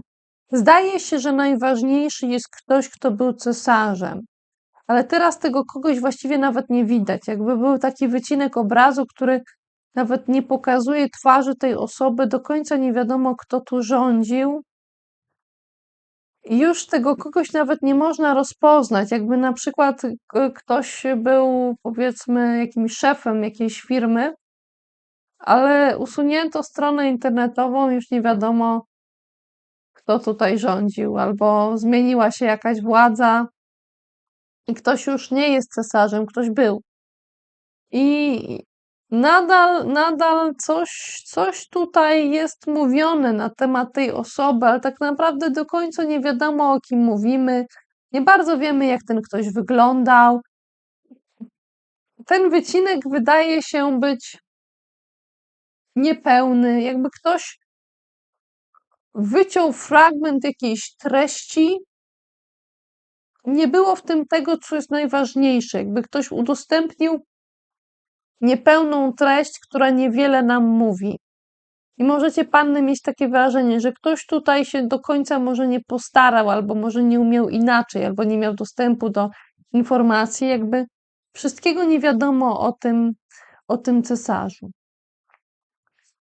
Więcej wiadomo o królowej pentakli. Wiadomo, że jest to kobieta, która potrafi opiekować się wartościami i potrafi opiekować się tymi wartościami, które można rozmnożyć jak króliki. Jakbyście patrzyli na te wartości, mieli wrażenie, że te pieniążki na przykład, czy tam inne wartości się wręcz do was uśmiechają, śmieją się i są wesołe jak takie króliki. I czuwa nad nimi kobieta, królowa pentakli. Ona nawet nie musi tego trzymać, ale ma to jakby na oku i na oku ma także tych, którzy mają na oku te wartości. Ona tego pilnuje, ona ma to przy sobie. Ona nie zaznacza swojego ubioru, nie zaznacza tutaj w jakiś szczególny sposób swojej twarzy, aczkolwiek jej spojrzenie można zobaczyć. Nie pokazuje całej obfitości ozdób na swojej koronie, choć można zobaczyć, że korona jest. Są owoce tutaj, że to jest coś, co wskazuje na jej królewskość, ale tak naprawdę można by było tej królowej nie rozpoznać na ulicy czy gdzieś indziej, bo widać tylko same oczy. Większość twarzy jest zakryta w jakimś sensie. Jakby w jakimś sensie jest częściowo anonimowa. Jakby coś było.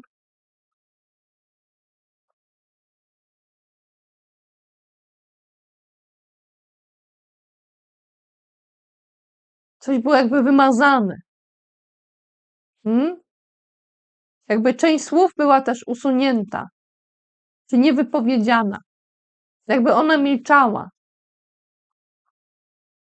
Nie pokazywała do końca, czy nie przedstawiała do końca swojego zdania na temat tych wartości. Ale ma to wszystko na oku, a nawet na obu oczach, przed oczyma. I ktokolwiek by się chciał zbliżyć do tego, co ona uważa za wartościowe, czym się opiekuje,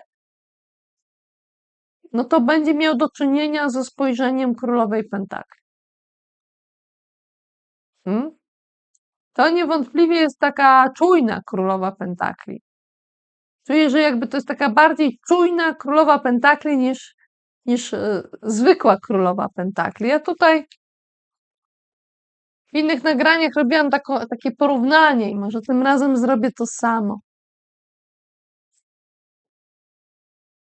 Możecie, drogie panny, stwierdzić, że trzeba by było właśnie coś z czymś porównać. Przyjrzeć się figurze o podobnych cechach albo na podobnym stanowisku, ale trochę z innym podejściem. Albo odwołać się do jakiegoś wzorca, do jakiegoś schematu, do jakiejś uznanej ilustracji, uznanego przedstawienia, jakiegoś archetypu. Wy, panny, lubicie schematy. I lubicie, jak jest porządek. Możecie wyciągnąć jakiś element z porządku, możecie wyciągnąć, jakbyście wyciągali jakąś kartę z szuflady, kolejną, wyciągali na przykład i zobaczmy, jak wygląda królowa pentakli. Królowa pentakli może wyglądać tak albo tak. Królowa tutaj u White'a, Rider-Waite-Smith, tutaj jest jakby w tym momencie odczuwalna jako bardziej zmęczona postać, zasiadająca na tronie. A u tej królowej pentakli żaden tron nie ma znaczenia. Ta osoba mogłaby być nawet w biegu, w ruchu, a nie na jakimś odizolowanym tronie w swoim ogrodzie, trzymając w pewnym obciążeniu wielką monetę. To jest kawał metalu. I na nią tylko patrząc. Ale ta królowa pentakli, moi drodzy, ona patrzy zarówno na swoją wartość, którą ma się opiekować, ale także na tych, którzy się do niej zbliżają. Ona jest czujna. Z drugiej strony mamy wspomnianą już 7 buław. Moi drodzy, 7 buław przedstawia zwykle takiego duchowego wojownika. Też równie przedstawiana. Tutaj duchowy wojownik usiłuje wydobyć się z jakiegoś więzienia lub próbuje kogoś z więzienia wydostać, jakby rozrywając, wyginając pręty. Ktoś usiłuje z największą mocą wewnętrzną, jaką jest w stanie z siebie wydobyć, pokonać jakąś barierę, która jest jak klatka. I może być dwojako. Może chcieć właśnie sam wyjść, albo kogoś stamtąd wyciągnąć. Ewentualnie może próbować wyciągnąć coś z przestrzeni, która jest zamknięta. Może jakąś prawdę. Tutaj są troszeczkę różne odpowiedzi mogą być i sądzę, że powinniście je dostosować trochę do waszej obecnej sytuacji. Myślę, że jesteście w stanie zorientować się w lutym, o kogo tutaj chodzi.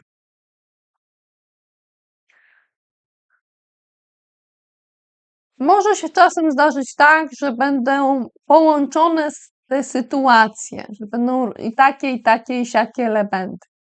Ale sądzę, że na pewno będzie to, że kogoś lub ktoś, albo tu ktoś wchodzi, tu ktoś wychodzi.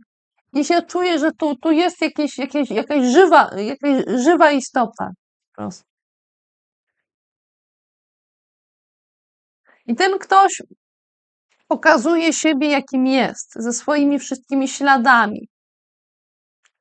Ale to są takie ślady, które ktoś wytatuował na sobie, albo dosłownie, albo trochę jakby w przenośni. Jakby jego cała prezentacja siebie w tej walce pokazywała, czego ten ktoś doświadczył i co jest dla niego ważne i co chciałby, żeby z nim pozostało. Może nawet do końca życia, bo tatuaże może trochę się zacierają, ale zasadniczo to są takie sprawy permanentne. To nie jest coś, co znika dzień później czy za 5 minut. To jest coś, co może się czasem wiązać z bólem. I żeby pozostało, czasem trzeba się zdecydować na doświadczenie pewnego bólu, jak przy robieniu tatuażu. Ale nie jedna osoba mówi warto. Warto, a czasem można i poprawiać. Z tego co wiem, z tego co słyszałam, czasem trzeba ten tatuaż gdzieś troszeczkę poprawić, żeby on nadal był taki, jaki był. Co może się znów wiązać z pewnym nie za bardzo przyjemnym doświadczeniem. Ale niektórzy twierdzą warto. I to jest ktoś, kto mówił warto wiele razy. Zobaczcie, tu jest cała sylwetka wytatuowana. Możecie sami spojrzeć, co was przyciąga. Co was przyciąga w tej ilustracji jako pierwsze? Wy pomyślcie, ja zaraz wymienię kilka elementów. Czy ktoś świadomie zostawił na sobie ślady walki? Czy chodzi to tu o ryk lwa? Czy tu chodzi o miłość? Czy chodzi tu o wizerunek jakiejś kobiety? Czy chodzi tu o kotwicę? Czy ktoś tutaj pragnie być zakotwiczony? Czy chodzi o coś, czemu trzeba się przyjrzeć z bliska? I co jest trudne do rozpoznania dla zewnętrznego obserwatora, który nie będzie obserwatorem wnikliwym? Czy chodzi o coś związanego z walecznością? Czy ktoś chce być takim małym rycerzem, którego nie wszyscy widzą, ale widzą go ci, którzy są wnikliwi, ci, którzy chcą się przypatrzeć? Czy to jest ktoś, kto zwraca uwagę na śmiertelność, na to, że jesteśmy śmiertelni w jakimś sensie? Czy to jest ktoś, kto zwraca uwagę na świeżość i chciałby pewną świeżość utrwalić? Czy chciałby utrwalić w sobie pewne piękno, czy na sobie, jak kwiaty, które nigdy nie więdną? Hmm? Drogie panny,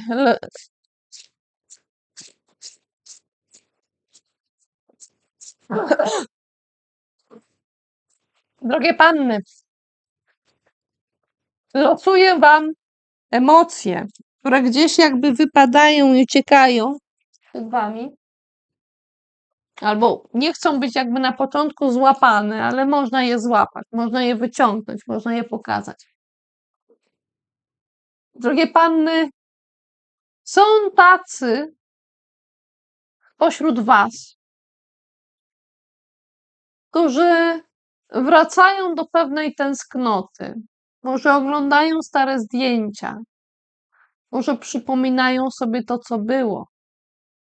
Hmm?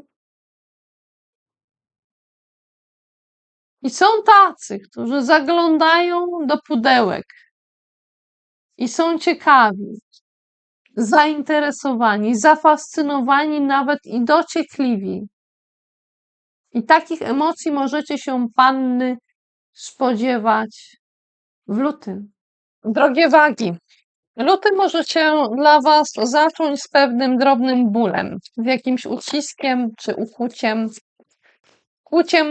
które może wynikać z tego, jak działaliście, w jakiej pozycji, z jakiego miejsca, z pewnym rodzajem napięcia. Ale wy będziecie mieli świadomość tego, że w momencie, kiedy pozwolicie sobie na zatrzymanie, na odpoczynek, to minie. Możecie być tego świadomi, ja wam to mówię.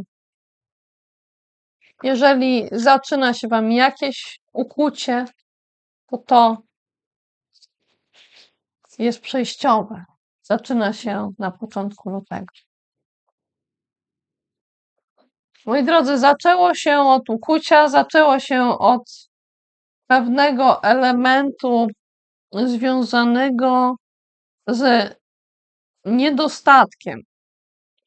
Ale ten niedostatek jest jakby przeszły i związany z czyimś powrotem, z jakimś powrotem.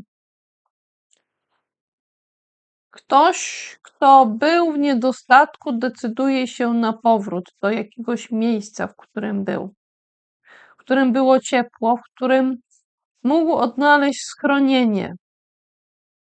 Może nie w takiej formie, jakby chciała, nie idealne. To nie jest powrót do ukochanego domu. To może być pójście do ludzi częściowo obcych, którzy reprezentują jakieś środowisko, jakąś grupę. To może być schowanie się w takiej czy innej przestrzeni. I to pierwsze zostaje jakby pokazane, odwrócone. Warto zaznaczyć, że jest to w jakimś sensie sprawa przeszła. To nie jest tak, jak było kiedyś, nawet jeżeli tak samo wygląda. I jest to luźno, czuję, że luźno, powiązane z otwieraniem jakiejś księgi, z szukaniem pewnej wielkiej mądrości, uznanej mądrości, która mogła przynieść rozwinięcie nowych działań i to wielkich działań, moje drogie wagi. Działań, które możecie chcieć pokazać jakby bardziej na środku, które gdzieś były z boku, ale wy chcecie je teraz jakby przesunąć i pokazać. To jest ważne na środku. Zwróćcie na to uwagę i patrzcie. Możecie do tego wrócić. Jest jakby szansa druga na to, żeby złapać się tego nowego działania. Ale to jest takie otwarcie delikatne. To nie jest coś takiego, że trzymamy zaciśniętą pięść i w tej zaciśniętej pięści jest coś naprawdę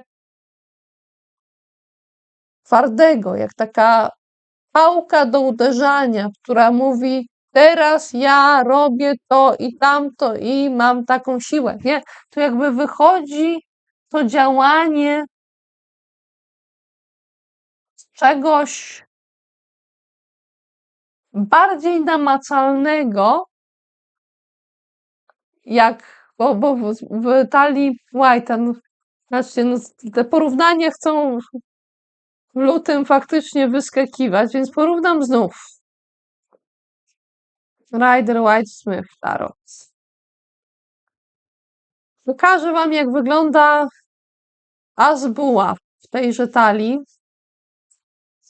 i zobaczycie, że niewątpliwie się różni, choć trochę chodzi o to samo, ale nie do końca o to samo. Zobaczcie, jak wygląda as buław.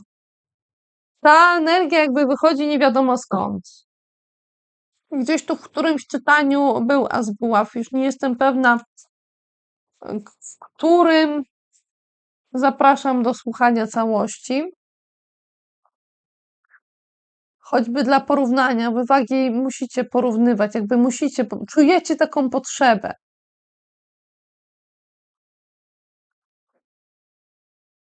I to właśnie robicie, porównujecie. Ale tutaj w tej karcie nie chodzi specjalnie o samo porównywanie. Możecie porównać, żeby zrozumieć, jaka jest natura tego działania, tego nowego działania i zrozumieć, że ono ma w sobie dużo więcej delikatności. Wydaje się wręcz jakby bardziej nawet magiczne to porównywanie i to działanie. Jakby mogło wyrosnąć z tego działania coś świeżego i wielkiego, co może wręcz was samych przerosnąć, jakby było większe od was. albo przynajmniej tak samo duże, na miarę waszych możliwości, albo nawet jeszcze bardziej niż większe od was może być. I może tak być. Zobaczcie, wydaje się, że kwiaty powinny być małe, ale ten tutaj, zobaczcie, jaki jest wielki, a to jest sam początek działania. Jakby na samym początku już było coś szybko bardzo duże, a z czasem mogło się jeszcze rozrosnąć, bo to jest dopiero as buław, to jest sam początek, potem jest dwójka, trójka, czwórka, piątka, szóstka, siódemka, ósemka, dziewiątka, dziesiątka i figury. I możecie na to spoglądać po raz drugi. Może już żeście myśleli o tym, żeby podjąć to nowe działanie. Może już otwieraliście tę księgę, może już zaglądaliście tutaj. I wracacie do tego. Co to mogą być za nowe działania, moi drodzy? Ja czuję, że trzeba by było coś tu dopowiedzieć. I będą różne opcje. Pomyślcie, rozważcie, która jest najbliższa waszej indywidualnej ścieżce. Co wam się kojarzy? Jak powiem o tym i o tym. Moi drodzy,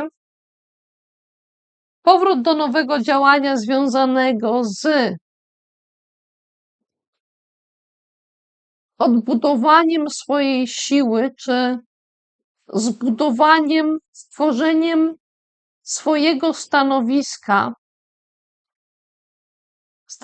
jako cesarzowej, odwróceniem sytuacji, odzyskaniem swojej mocy, bo tutaj tej mocy jeszcze nie ma. Ale próba odzyskania takiej mocy, możliwości jakby pociągania za sznurki, wpływania na rzeczywistość. Nowe działania związane z taką sytuacją, z taką postawą. Ale też może chodzić o związanie z kimś, kogo nazwiecie swoim ukochanym, swoją kochanką, swoim kochankiem, ale w sensie takiego trwałego związania, jakby ktoś bierze dwie ręce i mówi: teraz jesteśmy razem. Teraz jesteśmy razem przed światem. Tu są moje emocje, tu jest moja świadomość, tu jest moje słońce, tu jest mój księżyc, tu moja kobieca strona, tu jest strona męska. Moi drodzy, w astrologii księżyc może wskazywać w horoskopie domowniczkę, a słońce może wskazywać takiego, no właściwie męża może wskazywać. Albo takiego przynajmniej mężczyznę, który będzie taką mężowską figurą. A jednocześnie karta kochankowie. Na postumencie stoją. To nie jest ukryte. Ci ludzie stoją przed światem. Do czego nowego tutaj wracamy? Do podjęcia jakiego nowego działania?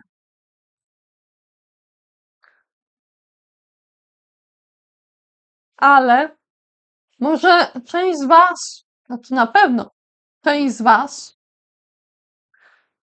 chciało zająć się pewnymi sporami, pewnymi kłótniami, których nie było widać, które gdzieś kiedyś było, ale wy byliście w stanie zorientować się, że ktoś z kimś drze koty i tylko pozornie trzymają się ludzie za ręce. I na podstawie zorientowania się w sytuacji tych sporów mogliście próbować wyciągnąć z tego jakiś nowy rodzaj działania, jakąś nową aktywność. Tu jest właśnie piątka buław. Mówiłam, że są kolejne karty.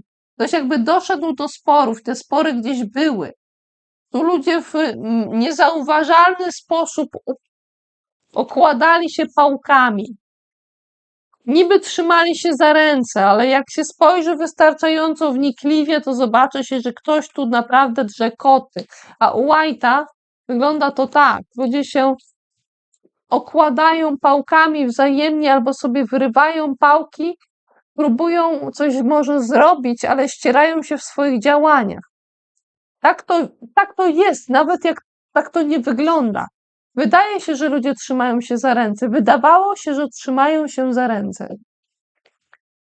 Ale to był taki zgniły kompromis, moi drodzy, albo tylko na taki wyglądał z zewnątrz. Moi drodzy, to są tematy związane z asem buła. Może się zdarzyć tak również, że wszystkie te elementy są związane z tym tutaj asem u was w waszym życiu. Ja czuję, że są albo wszystkie elementy, albo tylko jeden. Zastanówcie się. Rozważcie sobie. To was może naprowadzić na to, gdzie jesteście w stanie ponownie podjąć nowe działanie, które może być naprawdę czymś wielkim.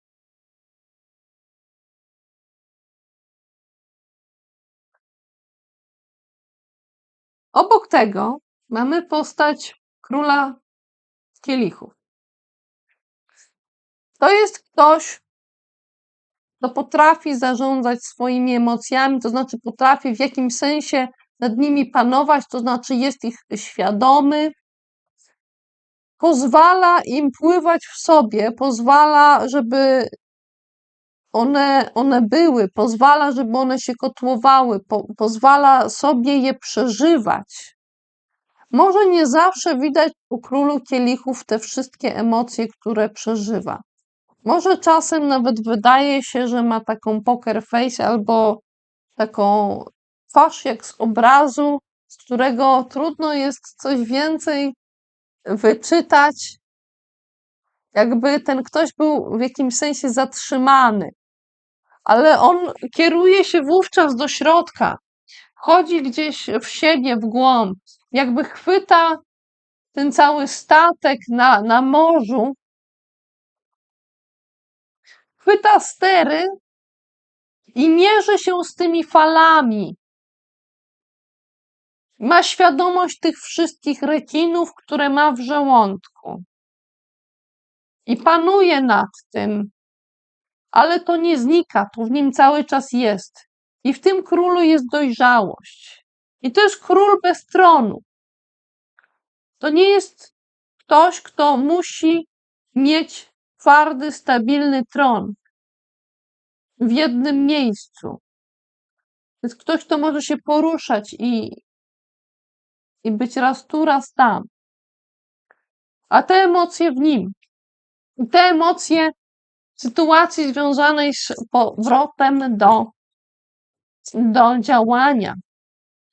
A jakie emocje, moi drodzy, u tego króla? Umocowanie. To jest ktoś, kto jest potężny, kompetentny, silny, ale w jakimś sensie umocowany. On trzyma prawie jak atlas jest w stanie trzymać cały glob. Jakby potrafił emocje całego świata wręcz utrzymać w swoich rękach. To jest ktoś, kto jest w stanie być stabilny, pomimo burz, które w środku są doświadczane. I ogólnie dla was tutaj jeszcze emocje ważne. Może być pewne poczucie niespełnienia, niezadowolenia. Czegoś może wam brakować, jakby brakowało celu, możecie tak sobie czasem usiąść i stwierdzić, no ale coś jeszcze? Ojej, jeszcze trochę samotny, znowu troszeczkę, ale tak z boku. I co możecie, moi drodzy, z tym zrobić? Coś wam tutaj dolosuje do tego. Rada dla was w związku z tymi emocjami, które mogą się pojawić. O. Możecie zwrócić się do kogoś, czyli tron jest jakby w chmurach. To może być ktoś, kto działa w takiej przestrzeni niematerialnej, na przykład gdzieś w jakichś mediach społecznościowych, czy coś w tym rodzaju. To może być też ktoś, kto ogólnie po prostu jest sprawny i lotny w komunikacji, ale jakby ta komunikacja jest z głównego miejsca zarządzania, bo to jest król mieczy. To jest ktoś, kto zarządza słowami, te słowa wypowiada słowa najważniejsze, słowa istotne, on jakby trzyma i pilnuje ich. Ma świadomość, że słowa mogą ranić, ma świadomość, że może się sam skaleczyć tymi słowami, jeżeli nie będzie dobrze zarządzał, ale to nie jest ktoś, kto się boi słów i boi się ostrych słów. To jest ktoś, kto jakby te ostre słowa ma w swoich rękach. I jeżeli uzna za stosowne, to może ostrych słów użyć, ale tylko po to, żeby odpowiednio zarządzać ze swojego tronu. I wy możecie przyjąć postawę takiego króla mieczy lub takiego króla mieczy wyglądać wokół siebie w lutym.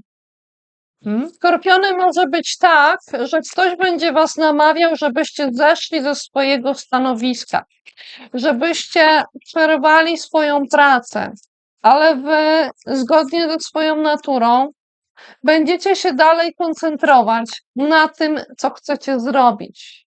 I nie dacie się rozproszyć. Nie pozwolicie, żeby coś was oderwało od tego, co uważacie za ważne. Być może obawiacie się, że jeżeli przerwiecie, że jeżeli przestaniecie, to nie dojdziecie do upragnionego celu, nie zrobicie tego, co byście chcieli, rozproszycie się, wasza energia gdzieś umknie i to się co? To się nie zaopiekuje samo sobą. Możecie czuć, że musicie być jak królowa buław, jak kobieta, która musi zaopiekować się działaniem i ona to działanie ma w rękach i nikt nie może jej w tej roli zastąpić. Tylko ona może pokazać światło działania, tylko ona może wypuścić to działanie na świat.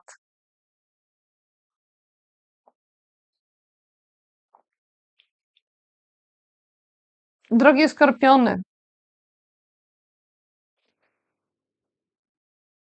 jest w waszym rozkładzie król mieczy. Nie tylko królowa buław, ale także i król mieczy, czyli macie co najmniej jakby takie dwie figury królewskie. Możecie przedstawiać postawę jednej z tych osób, albo nawet dwóch. Ale może być tak, że wy na przykład jesteście królem mieczy, a królowa buław jest gdzieś tutaj w waszym życiu jako ważna postać. Ale mimo, że jakby sami nie czujecie się, że jesteście tą królową buław, to gdzieś na jakimś etapie przejściowo przez chwilę tak. Przejściowo i przez chwilę, a potem to gdzieś jakby odchodzi dalej, jakby to już potem nie jest ważne, to gdzieś znika.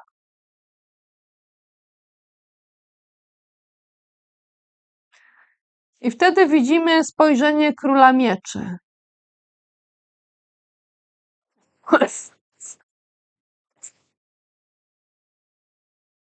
Widzimy jego ostre spojrzenie. Patrząc mu w oczy, czy patrząc sobie w oczy, w lustrze, możecie dostrzec szeroko otwarte oczy i ostrość właśnie. Tę ostrość, jakby ktoś przez miecz patrzył, jakby ktoś patrzył przez pryzmat walki i cięcia, rozdzielania, ucinania.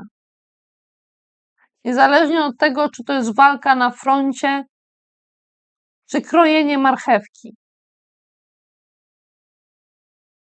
czy odcinanie kawałka deski, cięcie, zakańczanie, ucinanie, przerywanie. zajmowanie się przerywaniem jakiejś ciągłości. Pamiętajmy, że tego typu ostre narzędzia są po prostu narzędziami, które można różnie wykorzystać. Król mieczy może być tym, który zarządza ostrymi sprawami. To mógłby być jakiś szef chirurgów, że tak powiem, po prostu. Ale postawa króla mieczy jest sensowna i zgodna z jego siłą. Jakbyście się zastanawiali nad tym, to tak. Nawet jeżeli jest to ktoś, komu brakuje trochę światła, jakby ktoś nie mógł zanieść mu wystarczająco dużo światła, jakby jakiś temat związany ze światłem, z jakimś oświeceniem, z jakąś prawdą, jakby nie miał kontaktu z kimś, kto wyciągnął prawdę z mroku, albo jakby trudno było ten kontakt uzyskać. Trudno było złapać to światło, choć ono gdzieś było i można próbować znowu dojść do tego światła, znaleźć je. Więc można próbować, można gdzieś ten kontakt złapać. Można do tego wracać. I król mieczy z pewnym lękiem może mieć świadomość tego, że z boku czegoś nie ma, albo trochę jest, ale jakby nie do końca dla niego dostępne. A z drugiej strony coś powinno zostać zrobione, jakieś nowe działania powinny przedsięwzięte, coś powinno się rozwinąć z nowego działania. Możecie, kochani, posłuchać tarota dla wag. Tam był również as buław w tej pozycji z tej talii. Co mogło wyrosnąć z księgi? Do jakiej księgi trzeba by było wrócić, żeby ponownie rozpocząć nowe działanie? Może nie udało się rozpocząć nowego działania, może ktoś w pewnym momencie zamknął księgę, powiedział, tego nie robimy, a może warto do tego wrócić. Może to chciał pokazać ktoś młody, ale jakby ta koncepcja została gdzieś ucięta, bo może ktoś stwierdził, to jest zbyt świeże, to nie jest czas na to. A może teraz już nie jest zbyt świeże. Może teraz może coś z tego wyrosnąć. Może można już z powrotem wykorzystać to, co znajduje się w tej księdze, jakby teraz, tu i teraz może coś z tego wyjść. Na pewno warto wrócić do tych koncepcji. A dlaczego? Bo były to bardzo takie lekkie i artystyczne koncepcje. Takie malunki, ale związane z pracą.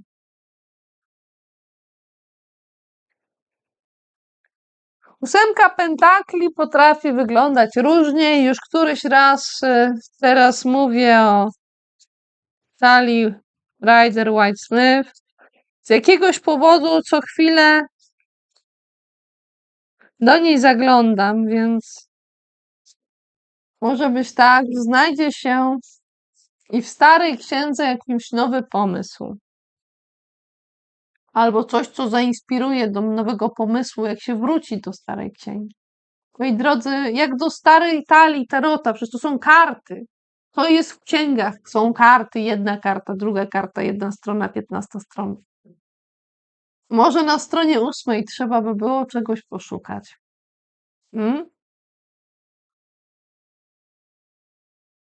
Coś konkretnego może być tworzone, ale i było jakby tworzone, i mogłoby być tworzone, ale może nie do końca były takie warunki. Może komuś wydawało się to zbyt ulotne, zbyt lekkie, za mało konkretne.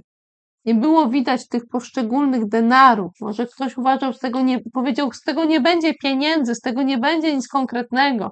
To jest za bardzo ulotne, jak motylek, który odwróci i gdzieś zniknie, skończy się. Rozpłynie, umrze po jednym dniu, czy 2, 3.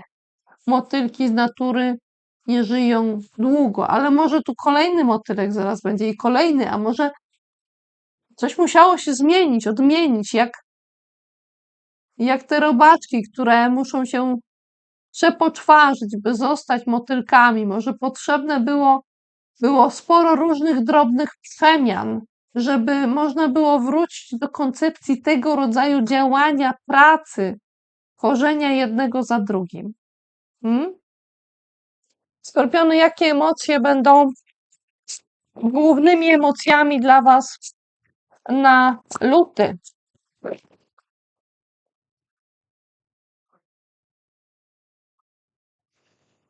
Może być pewne poczucie powrotu do skrępowania czy bezsilności, pewne powracające poczucie nieskuteczności, ale możecie próbować jakby przeciąć tę linę z pomocą króla mieczy i z tej bezsilności wyjść. Jakie jeszcze? Możecie być również stęsknieni. Możecie przeglądać stare zdjęcia, możecie trochę wracać do przeszłości, być trochę tacy nostalgiczni. A jeżeli chcielibyście się w stronę jakichś emocji szukać, które są dla Was dostępne w lutym, w stronę jakich emocji warto, żebyście się kierowali? Kierujcie się, drogie skorpiony, w stronę miłości. Ona jest dla Was dostępna w lutym. Intymny, namiętny, oddany całym sercem. Miłość i to jeszcze miłość romantyczna. Z kim chcielibyście się objąć? Może chcielibyście nawet w taki jakiś romantyczny sposób. To może dziwnie zabrzmieć, ale możecie nawet pokochać trochę jakby samego siebie. To znaczy kogoś, kto jest do Was na pewno bardzo podobny. Z kim chcielibyście oglądać zachód słońca? Jak możecie to poczucie wzbudzić? To jest dla Was dostępne, drogie skorpiony. Jeszcze jakąś drobną radę Wam, albo coś innego. Zdradzę Wam jakąś tajemnicę. Czego się nie spodziewacie w lutym, a co wyjdzie? Wyjdą sprawy z dawnymi podziałami dóbr, ale nie. Można najpierw powiedzieć, chodzi o dawny podział dóbr, ale nie. To nie jest kluczowe w temacie. Ktoś może mieszać, mówić, że to właśnie o to chodzi, ale to nie o to chodzi. To chodzi o to, że ktoś nie był niezależny finansowo, albo nie jest teraz. W każdym razie ten temat albo wraca z przeszłości, albo na dzień dzisiejszy jest to fakt. Może się zdarzyć, że jest to i jedno, i drugie. I to gdzieś tu wyjdzie, drogie skorpiony. Strzelce, w lutym ruszycie gdzieś ucieszeni i z nadziejami. I to doda Wam pewnej energii. A co będzie dalej? To się okaże. Ale ważne jest to, że doda to Wam energii i będzie związane z czymś, co jakby gdzieś niespodziewanie zostało i zostało już jakby odkryte i pokazane i dotyczy innych ludzi. Może do końca nie pamiętacie, kogo to mogło dotyczyć, ale możecie kojarzyć, że jest gdzieś tutaj temat związany z osobą, którą możecie nazwać królową buław, ale może nie pamiętacie nazwiska. Może zapomnieliście jakichś szczegółów. Ale to jest w razie czego do odnalezienia. Jesteście w stanie znaleźć szczegóły, dowiedzieć się, o kogo chodzi, jeżeli poszukacie wnikliwie. Tutaj królowa Buław dotyczyła któregoś z rozkładów. Może to był ostatni rozkład, może wcześniejszy. Jeżeli będziecie chcieli posłuchać wcześniejszych rozkładów, to możecie dowiedzieć się czegoś więcej.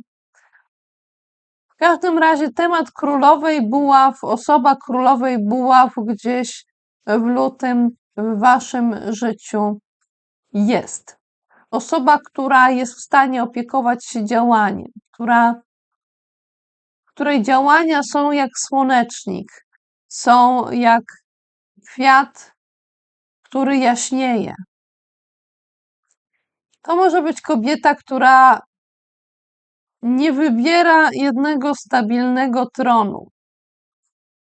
To może być kobieta, która w pewnych sytuacjach woli postawić na swoim, niż odpuścić, i nawet może taką buławą zaznaczyć swoje stanowisko. Bo chciała pokazać tu jest to miejsce, tu jest taka sytuacja. Tak trzeba tym działaniem się zająć. Tym i tamtym. To może być kobieta, która lubi przyozdabiać jakąś część siebie w tak kolorowy sposób, jakby miała pazi ogon.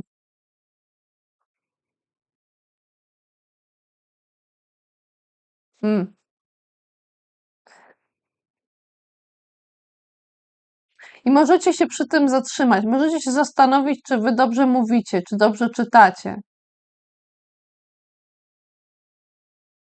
I możecie mieć wątpliwości i prawdopodobnie popełniacie jakiś błąd, ale to nie ma takiego znaczenia. To nie ma znaczenia. Ważne jest jakieś takie ukwiecenie, zaznaczenie koloru.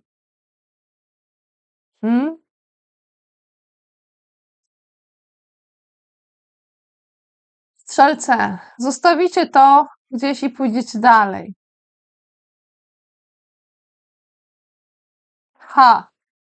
Nie pazi, tylko pawi. Pójdziecie dalej i wtedy to jakoś do was dotrze i wróci. Ale co jest jakby związane z jakimś paziem, z jakąś młodą osobą, z młodą osobą, która lubi przyozdabiać się w piórka. Ale królowa buław nie jest już tak młodą osobą jak paź, ale może mieć trochę taki strój pazia, jakby nosiła kolorowe ubrania, które są jakby dla osoby młodszej niż ta królowa. To jakbyśmy mieli na przykład starszą panią, która chodzi w dżinsach. Ale w takich na przykład fioletowych dżinsach, tak?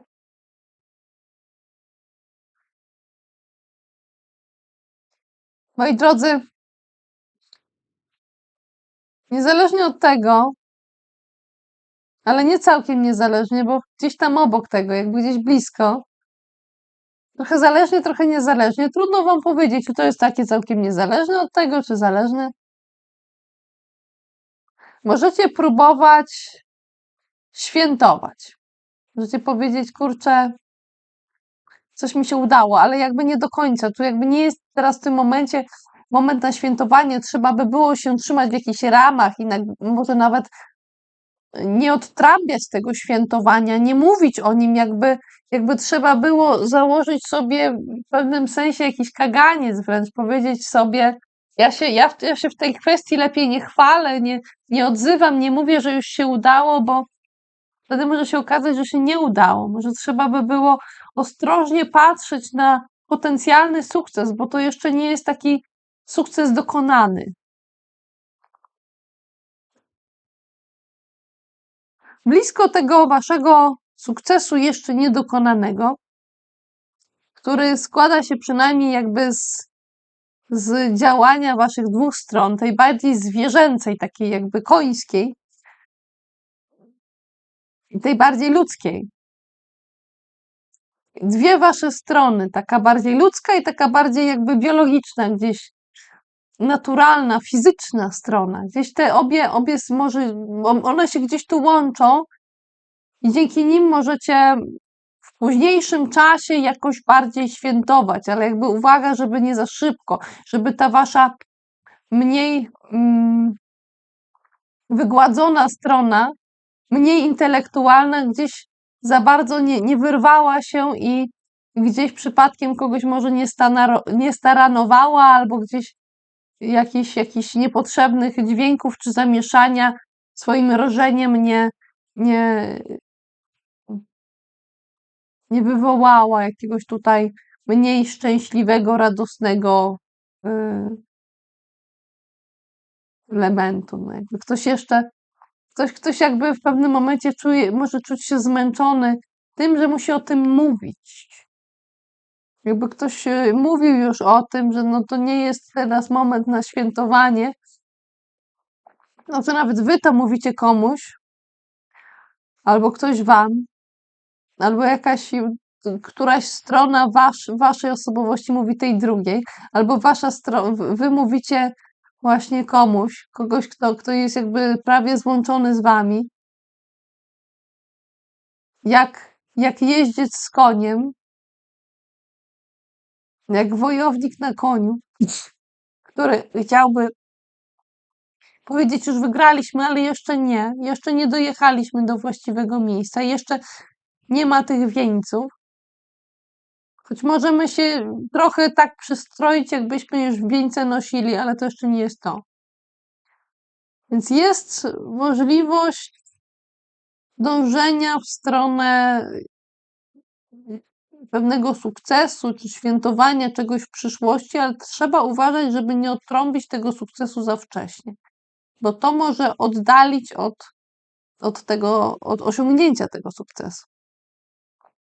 Trzeba się trochę wstrzymać, jakby przytrzymać te lejce,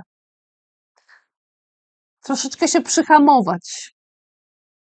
Taka jednocześnie jest rada i zalecenie.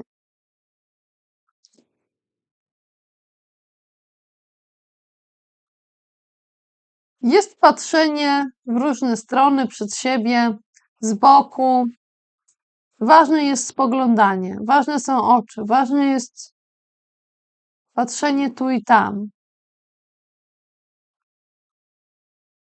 Ale ważne jest też to, kto nie chce pokazać swoich oczu. Nie chce pokazywać, co w tych oczach jest. Ale gdzieś patrzy w stronę czegoś delikatnego, czegoś, co może wiązać się z jakimś wspomnieniem, z, z pewnym uczuciem. 6 kielichów. Może ktoś komuś dał kwiaty doniczkowe, albo właśnie je daje i ktoś inny cieszy się tym podarunkiem. I to może być ktoś, kto jest wam bliski, albo wy możecie być tą bliską osobą. I jest to odczuwanie, pozytywne odczuwanie. W tej karcie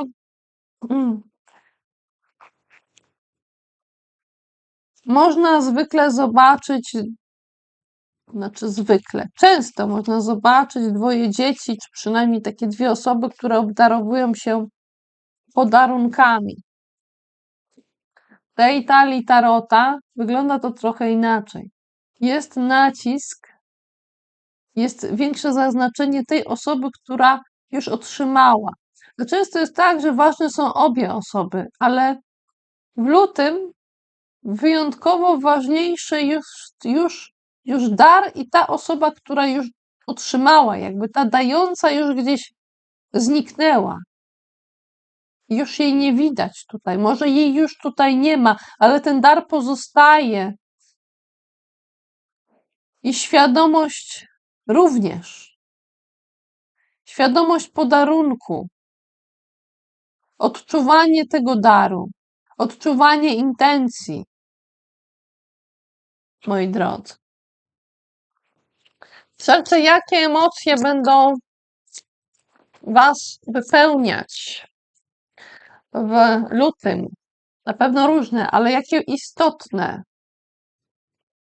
Część z was będzie zniechęcona, jakbyście wsiedli na ten rower, gdzieś ruszyli, ale gdzieś Gdzieś trzeba było się zatrzymać, bo jakby koło się popsuło, byście się trochę przewrócili, ale to nie znaczy, że coś się faktycznie takiego strasznego stało.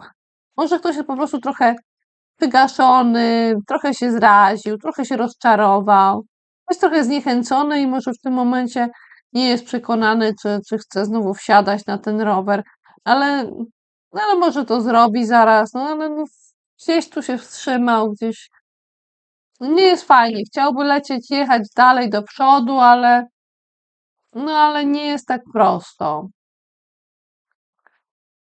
Część z Was może wracać również do poczucia zdegustowania. Jakbyście mieli ponownie kontakt z czymś, na co nie chcecie patrzeć, czego nie chcecie wąchać, czego nie chcecie dotykać, ale w jakimś sensie musicie tego dotykać. Musicie dotykać jakiegoś brudnego tematu, do którego znowu wracacie. Ale jak go dotkniecie, to możecie pozbyć się go. Jakbyście coś mieli, co trzeba wyrzucić, trzeba się tego pozbyć, ale zanim się czegoś pozbędziecie, to musicie to dotknąć.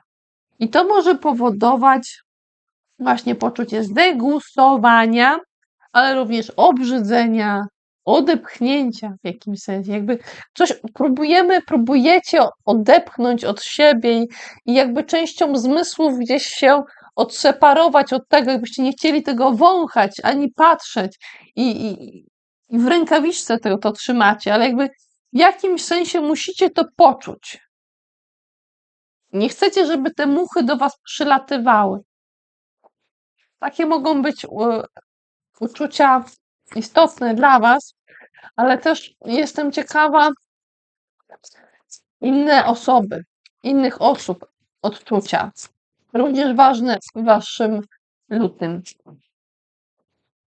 Ktoś będzie przestraszony. Ktoś będzie bojaźliwy, zalękniony i przerażony nawet. Ja bym chciała się dowiedzieć troszeczkę więcej na temat tego, kto to może być.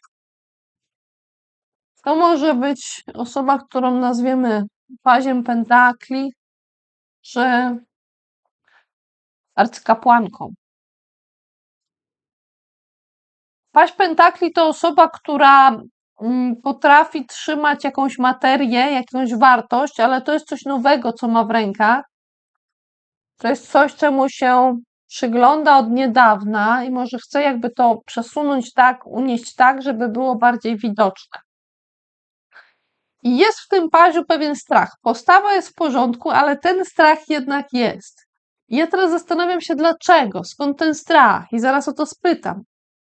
Ale jest jeszcze arcykapłanka. Dlaczego arcykapłanka jest przestraszona? Dlaczego kobieta, która trzyma gdzieś tajemnicę, która wyciąga na wierzch, może wyciągnąć na wierzch, która ma wyższą wiedzę ukrytą, ma intuicję.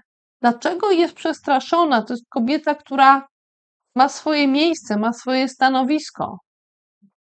Już prawie sama czuję się w tym momencie przestraszona, jak o tym myślę. Dlaczego paź pentakli jest przestraszony? Albo co? Co przestraszyło? Co straszy w jakimś sensie pazia pentakli? I co poza tym też straszy papieżycę? Zaraz się dowiemy. Na razie widzę, że pazia pentakli straszą jakieś sprawy, które są wyciągane jakby spod dywanu, spod stołu. I chodzi o brak możliwości samostanowienia, bycia niezależnym.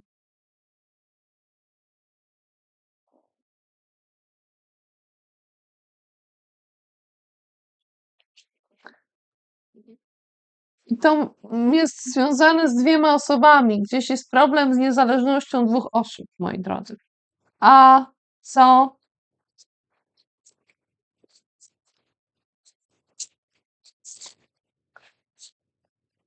w jakimś sensie straszy?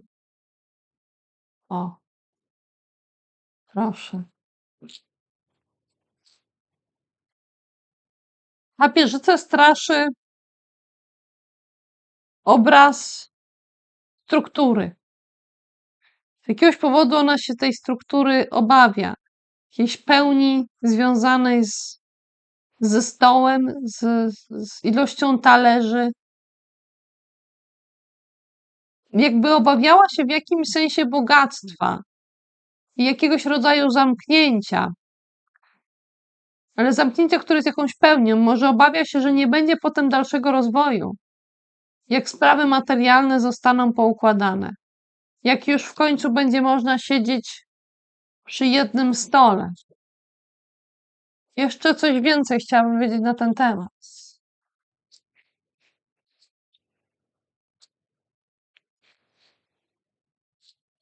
Jakoś tak intuicyjnie się tego obawia. Jakby obawia się, że jest to nie do końca jasne. Obawia się może wyjścia z tej wody, wyjścia z tej sfery intuicyjnej, z tego miejsca, w którym jest. Wyjścia i ruszenia do jakiegoś domu. Tu jest jakiś taki domek, moi drodzy. O. Nie wiem, czy widzicie wyraźnie, ale to nie musi być wyraźny obraz. Może to jest tylko tak zarysowane. Jakby papieżyca obawiała się wyjść ze swojego źródełka, wyjść z wody, jak ten rak, który może chodzić po lądzie, ale tak naprawdę kryje się w wodzie. Jakby ktoś się bał wyjść ze swojego ukrycia, ze swojego bezpiecznego miejsca, wyjść na wierzch i minąć jakieś potencjalne zagrożenia, by przejść do kolejnego miejsca, które może być również miejscem bezpiecznym.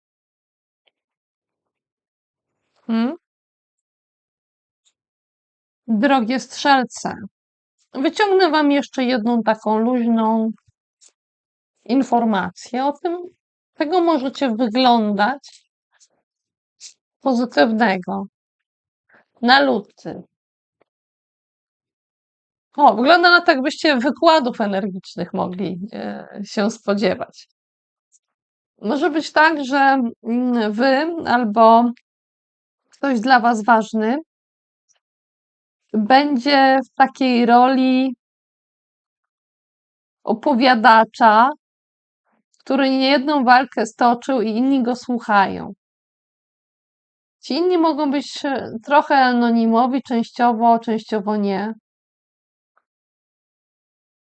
I to zgromadzenie się przy ognisku, zgromadzenie się w tym czy w innym miejscu i słuchanie bądź mówienie, albo jedno i drugie, opowiadanie swojej historii w takim czy innym kręgu, będzie tym, czego możecie wyglądać pozytywnego na lud. Koziorożce, nie dziwi mnie to jakoś szczególnie, ale może być tak, że w lutym będziecie działać troszeczkę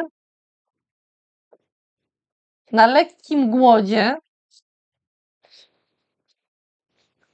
wyglądając tego czasu, kiedy będziecie mogli w końcu coś sobie spokojnie i dobrze zjeść. Tak całkiem fajnie, porządnie usiąść i napełnić wasze brzuszki, ale najpierw będziecie jeszcze robić swoje sprawy, swoje rzeczy konkretnie. Możecie zajmować się pieniążkami, ale jedzeniem też możecie się zajmować. Większość lutego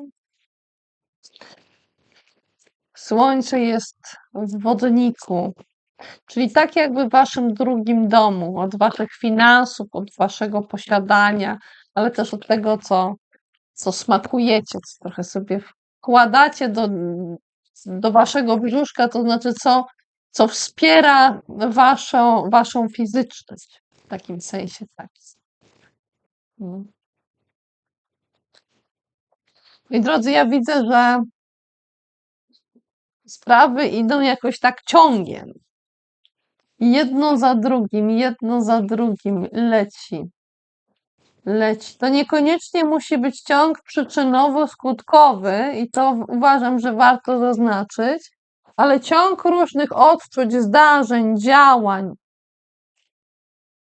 I paradoksalnie w tym waszym rozkładzie nie ma, nie ma w ogóle monet, nie ma w ogóle denaru. Także niezależnie od finansów, może mogą te różne sprawy mieć wymiar bardziej psychiczny, bardziej emocjonalny. Te rzeczy, które uznacie za wartościowe, mogą pobudzać waszą siłę również. Ale zaczyna się, moi drodzy, od odwróconej piątki kielichów. Moi drodzy, tutaj nawet nie widać, proszę, trudno jest w ogóle uchwycić to, bo coś jakby wypadło z rąk. Zobaczcie, tutaj z rąk wypadły kielichy, wypadły emocje, wypadł żal. I to jest taki żal, w którym ludzie biją się z własnymi uczuciami. I mogą czasem nawet bardzo płakać niektórzy. Ja czuję, że to, jeżeli nie jesteście to wy, to ktoś ważny dla was, czyje dłonie będziecie widzieć. Możecie widzieć tę osobę nawet gdzieś z kielichami, które mogą być pęknięte, czy przynajmniej któryś pęknięty. Jakby te żale się gdzieś roztłukują, nawet nie wylewają, ale roztłukują. Tu nawet wody nie widać, jakby te emocje już gdzieś wypłynęły i zostały same puste naczynia. Samo wspomnienie emocji, ale to jest piątka kielichów.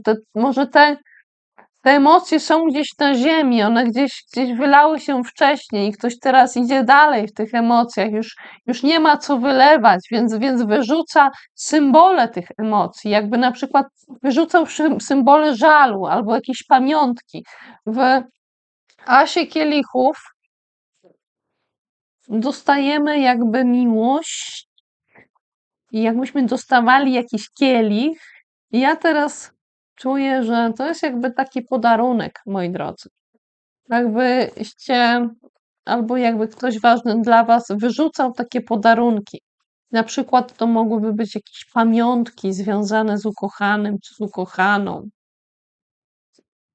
Moi drodzy, jest tutaj gdzieś szóstka kielichów, w której to jedna osoba darowuje coś emocjonalnego drugiej osobie, daje coś jakby tak z serca, albo jako symbol uczucia. Tutaj już to widzimy. To jest jakby taka miłość pobłogosławiona, więc może ktoś wyrzuca jakieś symbole pobłogosławionej miłości, czy choćby jeden symbol. Moi drodzy,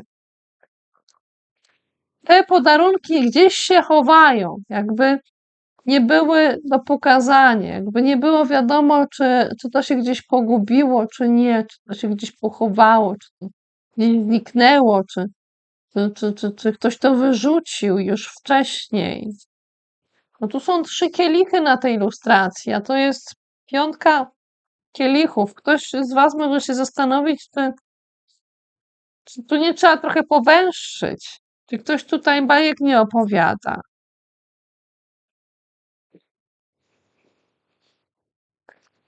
Wiele podarunków z uczucia było.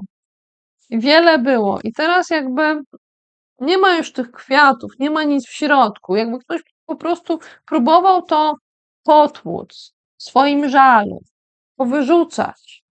I w piątce kielichów, moi drodzy, ja sądzę, że tutaj w waszym czytaniu, wybaczcie, tak przerywam, ale czuję, że w pewnym momencie może musicie coś przerwać, jakąś wypowiedź i coś wtrącić. Wtrącić coś istotnego. Uważajcie, żeby nie zgubić tej myśli. Ale myślę, że jak znajdziecie odpowiednią kartę, może odpowiedni dokument, czy ktoś to znajdzie, może jakieś zdjęcie, może jakąś stronę na jakiejś księdze, czy gdzieś w internecie, może jakąś kartkę, to wtedy wam się to wszystko przypomni. Ale chwilę może zająć poszukiwanie tego. Trochę tego poszukiwania jest w lutym u was. I można zwątpić, gdzie to jest. Można zwątpić i pomyśleć, no gdzie to się schowało? Mówię, jest to, czy tego nie ma? To nie jest najważniejsze, bo wy wiecie, o co chodzi.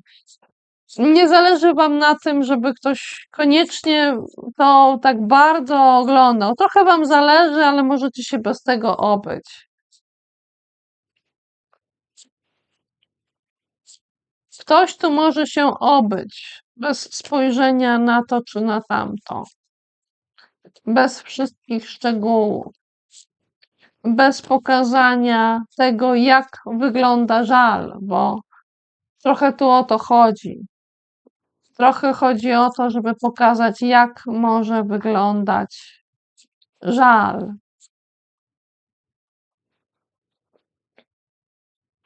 I ten żal jest jakby prawie nie do odnalezienia.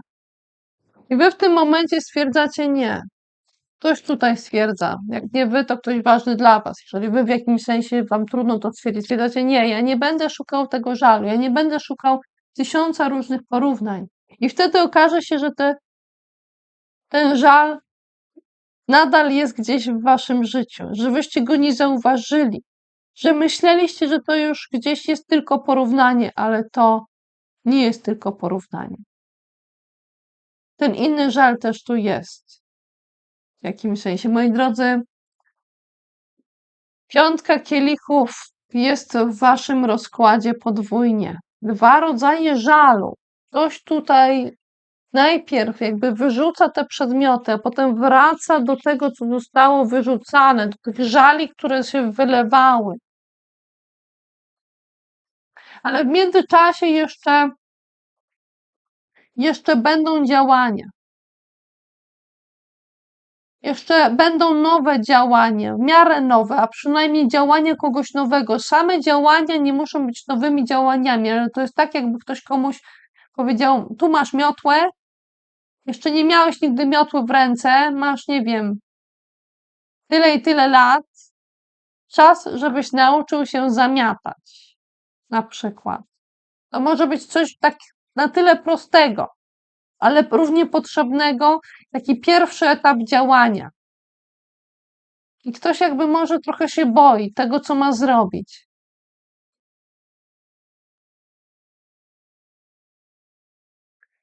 Jakby ma jakiś dziwny temat na głowie, jakby coś tam mu się ruszało komuś gdzieś przy głowie i mówi, kurczę, zaraz mi to do głowy, do oka wejdzie.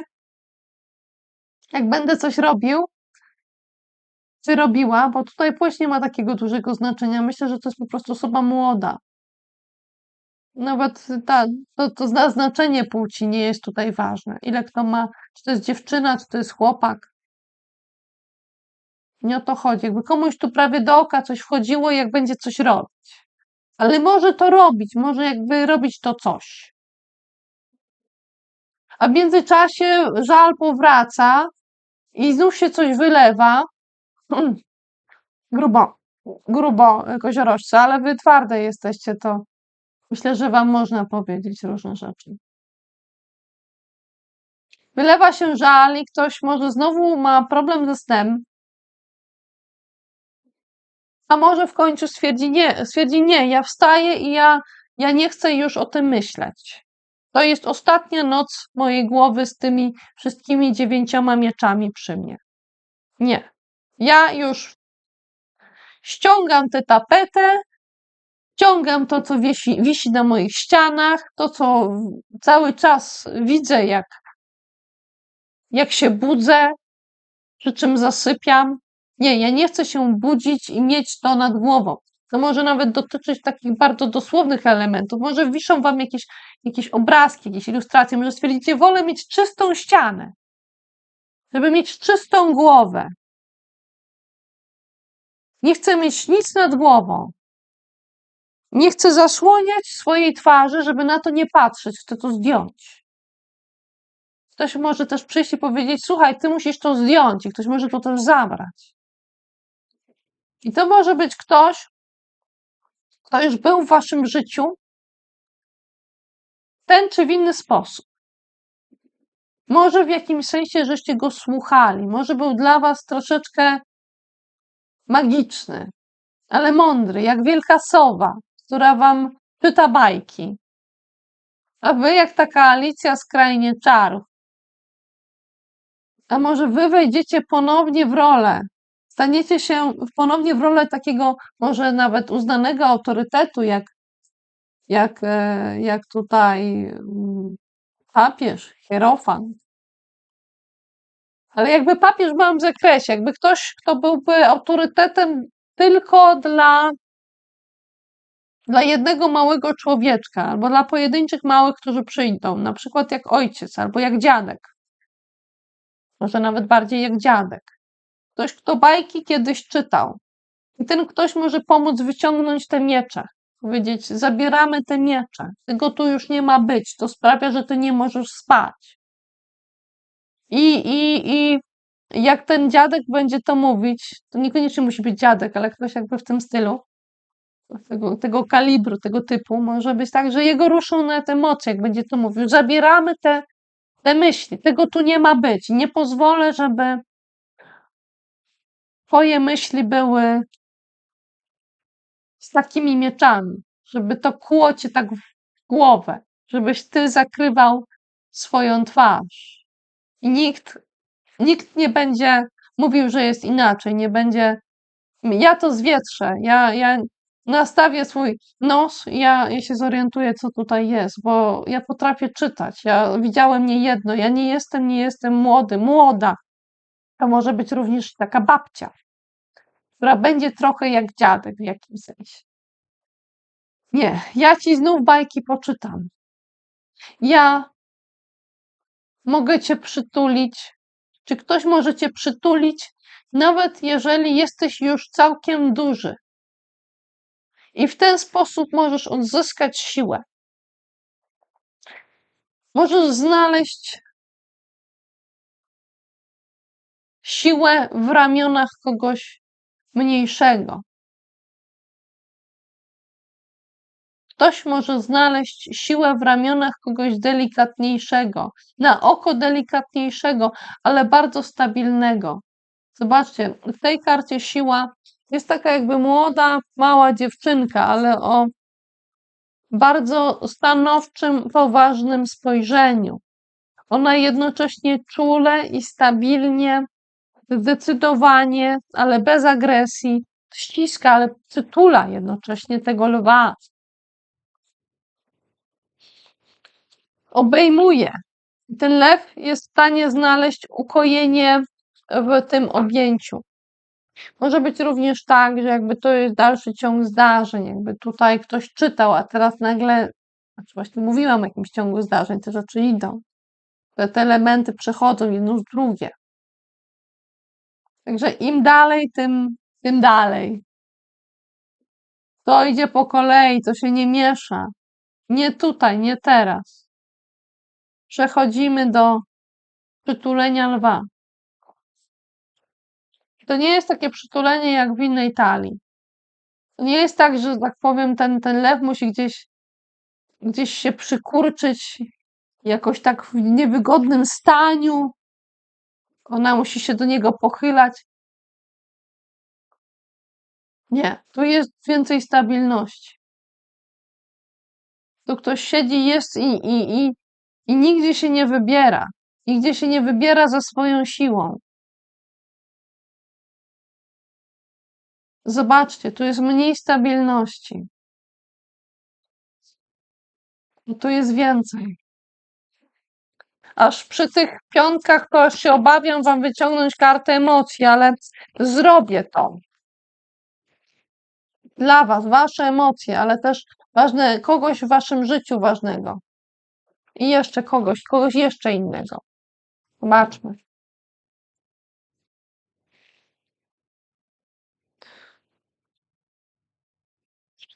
No, co ciekawe, raki miały też tą kartę.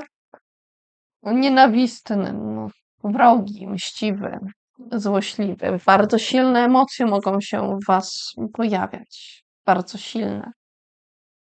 Nawet jeżeli tego po was nie widać, to one gdzieś tam w środku Coś się trzaska z waszym sercem. Jakby może ktoś uderzył w wasze serce i w tym momencie coś tam się dzieje.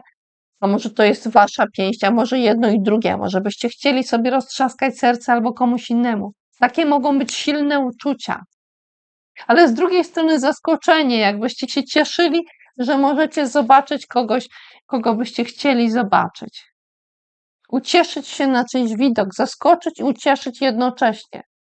Jakby wam ktoś nagle zrobił niespodziewane przyjęcie. I ktoś się cieszy na wasz widok i wy na czyjś widok i inni się znowu cieszą i jest zaskoczenie. Ktoś jakby nagle przyszedł i jest. Także różne są tutaj emocje. Mamy też w waszym życiu kogoś, kto miał nadzieję na coś, że coś wyrośnie, coś się urodzi, coś się rozwinie, coś stanie się może nawet silnym drzewem, a co najmniej jakąś kapustą. Ale tego optymizmu brakuje. W najlepszym wypadku go brakuje. Ale tak naprawdę nie chodzi do końca o optymizm, bo to jest trochę coś innego. Jakby w tej nadziei trudno szukać jakichś takich przesłanek racjonalnych czy znaków w rzeczywistości zewnętrznej. Jak to się mówi, nadzieja umiera ostatnia. I komuś jakby tej nadziei troszeczkę coś brakuje. Może warto spróbować swoją nadzieję skierować w jakimś innym kierunku. Karta jest odwrócona. Może warto wrócić do nadziei, do samego tematu nadziei, jeżeli byście chcieli doradzić na przykład swojemu bliskiemu. Może wróć do nadziei, ale szukaj jej w innym miejscu. Będą też tacy, którzy nie będą mieli takich odczuć, ale mogą wrócić do pewnego rodzaju przygnębienia, poczucia pustki. Ale mogą próbować wyjść z tego przygnębienia. Koziorożcy, radę dla was wyciągnę na luty. Nie wiem, czy... Moi drodzy, rada jest taka, żebyście przyglądali się temu, kto co przed wami ukrywa. A jeżeli wy nie chcecie komuś czegoś pokazać, to pilnujcie tego i trzymajcie się tego. Nawet jak będzie zawierucha, trzymajcie, nie pozwólcie ruszyć czegoś, co wydaje się być nie do ruszenia. I na co jeszcze możecie czekać w lutym? Na to, aż zejdą obciążenia, aż przestanie być tak zimno i nie trzeba będzie się męczyć samemu ze wszystkim, z całą dziesiątką buław. Kiedy będzie można trochę tych obciążeń porzucić. Koziorożce, wszystkiego dobrego. Wodniki, od razu chcecie przejść do rzeczy. Nie chcecie czekać na jakieś szczególne, długie wstępy do rzeczy i już. Moi drodzy, jest kareta. Jest odwrócona piątka kielichów. Jest odwrócony diabeł. I ten diabeł może się wydawać takim diabełkiem siedzącym gdzieś z boku, ale ktoś go wyciągnie na pierwszy plan i pokaże wszystkim. Pokaże na środku, gdzie był ten diabeł, gdzie co kogo próbowało opleść, zaatakować, skrycie, pajęczynę wplątać. Moi drodzy, w tej karcie diabeł jest pod postacią kobiety, połączony jakby z muchomorem. Także uważajcie na różne takie toksyczne zachowania od strony kobiet. Nie chodzi o to, że to kobiety tylko mają takie zachowania. No, może się zdarzyć, że po prostu będzie znów ktoś taki w waszym życiu. Tak? Bo różne osoby mogą się w taki niefajny sposób czasem zachowywać. I warto, żebyście uważali w tym momencie na kogoś, kto wam się kojarzy z takim muchomorkiem. To może być też ktoś, kto w lutym będzie ubierał się bardziej na czerwono niż zwykle. Albo niż zwykle. Możecie się zastanawiać, kogo macie szukać. Jeżeli ktoś nagle stwierdzi, to ja się teraz na czerwono ubierać będę, to czerwone światełko dla was. Żaróweczka niech się zapali. Sprawdźcie, czy nie macie do czynienia z kimś, kto jakby wraca może w formie diabełka. Kto chce gdzieś przejąć nad wami kontrolę, a wy nie chcecie pozwolić na to, tylko możecie się nie zorientować, jeżeli nie będziecie czujni, ale ja sądzę, że jesteście w stanie się zorientować, co tu się dzieje, jeżeli będziecie czujni. Uważajcie też, żeby nie wejść sami w taką rolę, bo ta karta i was może symbolizować. Mówię jak jest, jak może się zdarzyć, bo cóż, możecie mieć kontakt z innymi wodnikami. Jeden wodnik może mieć tak, a drugi tak. To może być księżyc w wodniku na przykład, ktoś z księżycem w wodniku, z ascendentem, albo przypominający trochę w jakimś sensie wodnika. Ja czuję właśnie, że to jest ktoś, kto przez to, że jest w jakimś sensie do was podobny, choć niekoniecznie musicie nagle zastanowić się i pomyśleć zaraz, jak ja się ubieram, to nie chodzi do końca o to, jak wy się... To nie jest najważniejsze, ale ten element czuję, że gdzieś będzie, ten element tej czerwieni w wizerunku. Mam nadzieję, że żadnego wodnika, że ten mój czerwony, ten jakoś wam, no ale u mnie zawsze jest na czerwono, a przynajmniej widzicie, więc jeżeli zobaczycie, że ktoś pokazuje się z czerwienią, ale pokazuje się z tą czerwienią po raz któryś, no to nie o to chodzi. To chodzi o to, że jakby ktoś przejściowo zmienia coś w swoim wizerunku i trochę wam się dziwnie o nim mówi, trochę zastanawiacie się, czy to jest składnie, czy nieskładnie, czy za ostro, czy za mało ostro, czy z sensem, czy coś i tak dalej. To jest ktoś, o kim możecie mówić. To nie jest ktoś, o kim będziecie milczeć.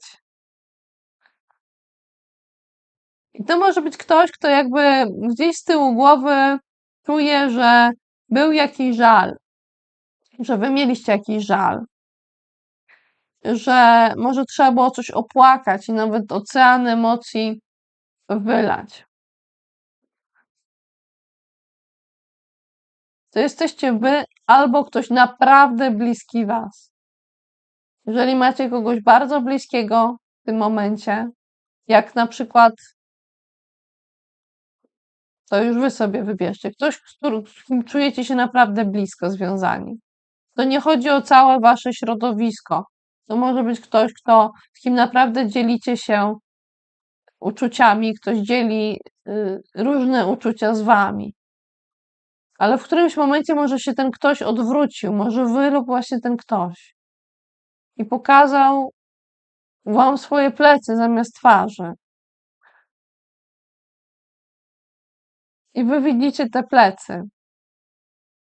Ale czujecie jakby, że ten żal mija, nawet jeżeli tutaj tej wody było mnóstwo. Jest to wszystko może takie trochę niefortunne,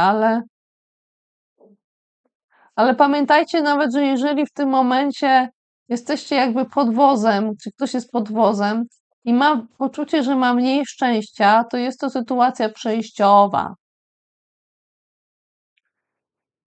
Możecie się zbliżyć do tej emocjonalnej sytuacji, ale najlepiej powoli. Możecie gdzieś przyjechać, ale nie w jakimś pędzie. Jakbyście jechali na ślimaku. Jakbyście szli bardzo wolno, ślimaczyli się, ale cały czas gdzieś zmierzali, może trochę jakby w korku, ale nie chodzi o to, że tu jest dużo innych, to może być samotna wycieczka, ale jakby coś idzie wolno, można się zbliżyć do tej sytuacji, uważam, że warto. Ja was do tego zachęcam. Dowiedzmy się czegoś jeszcze o waszych emocjach. O waszych emocjach i o emocjach innych. To nie będą wszystkie emocje, ale te warto zaznaczyć. Będziecie niepewni, trochę chwiejni, trochę z wątpliwościami w sobie, nieco niezdecydowani. Nie będziecie przekonani, czy wybieracie dobrą ścieżkę, bo te ścieżki mogą być bardzo podobne do siebie. Nie będziecie pewni, czy macie jechać w prawo, czy w lewo, czy iść w tę stronę, czy w tamtą, bo wygląda na to, że jakby kawał czasu będziecie i tak zmierzali w tym samym kierunku, ale w pewnym momencie te ścieżki się rozchodzą i kierują w dwie zupełnie inne, w inne strony. Tutaj i tu. Zobaczcie, co tutaj się dzieje. Na początku nie ma różnicy, ale w dalszej perspektywie różnica jest. Więc możecie spoglądać też i na tę dalszą perspektywę i zastanawiać się, czy ostatecznie chcę tutaj ten las chodzić, czy tam za horyzont, gdzie nie ma drzew. Hmm?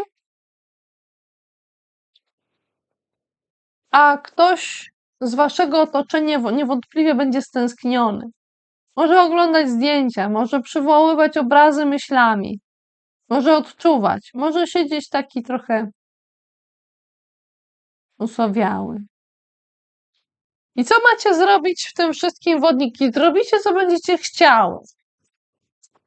Ale ja wam jakby powiem, co karty mogą podpowiedzieć. Karty podpowiadają wam, żebyście sięgali swoich marzeń. Żebyście mieli nadzieję i wierzyli w to, że możecie zerwać to, co najlepsze, nawet z drzewa zakazanego, choć to nie jest zakazane drzewo, moi drodzy. Zwróćcie na to uwagę. Tu nie ma skuszenia jakimś wężem.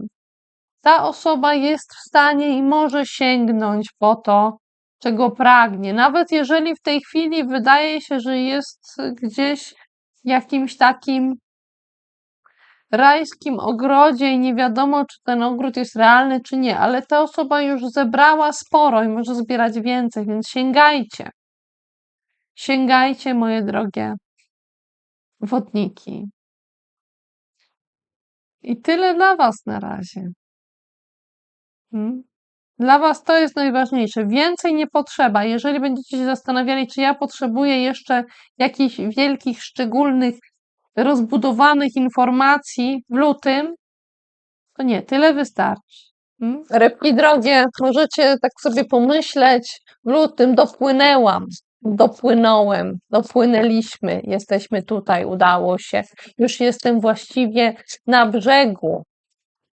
Już wyciągam stopę z łódki i wchodzę do płytkiej wody, już chcę przejść przez wodę i wyjść na brzeg. Już nawet nie czekam, aż ta łódka bliżej przypłynie, już wystarczy tyle, już wychodzę, chcę poczuć tę wodę, ale zaraz chcę potem poczuć ten nowy ląd, to nowe miejsce.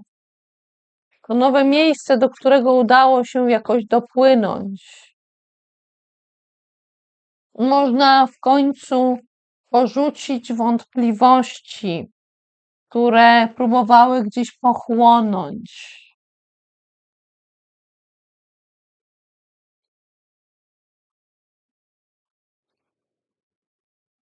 Ale część z was powinna uważać, żeby gdzieś was te wątpliwości jednak nie chciały złapać znów.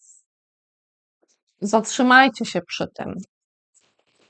Ale większość tych macek możecie gdzieś odpuścić, albo one odpuszczą wam. Ale trzymajcie się jakiegoś takiego swojego wyczucia. Czy czasem gdzieś tam jeszcze coś za wami, myśleliście, że już za wami, ale właśnie jeszcze trochę za wami, trochę jeszcze was dotyka? Bo jak was to złapie, to się może zrobić trochę biednie. Może być tak, że jest jakiś temat niepełnosprawności w waszym życiu. kogoś, kto jakby potrzebuje dodatkowego oparcia, bo nie jest całkiem sprawny, całkiem zdrowy, wystarczająco silny, czegoś brakuje i potrzebuje schronienia. I zwracajcie uwagę na ten temat, rybki w lutym. Jednocześnie, niezależnie od tych spraw związanych z tym, co kogo pochłanie, od czego chciałoby się odwrócić, ale to trochę jednak wraca,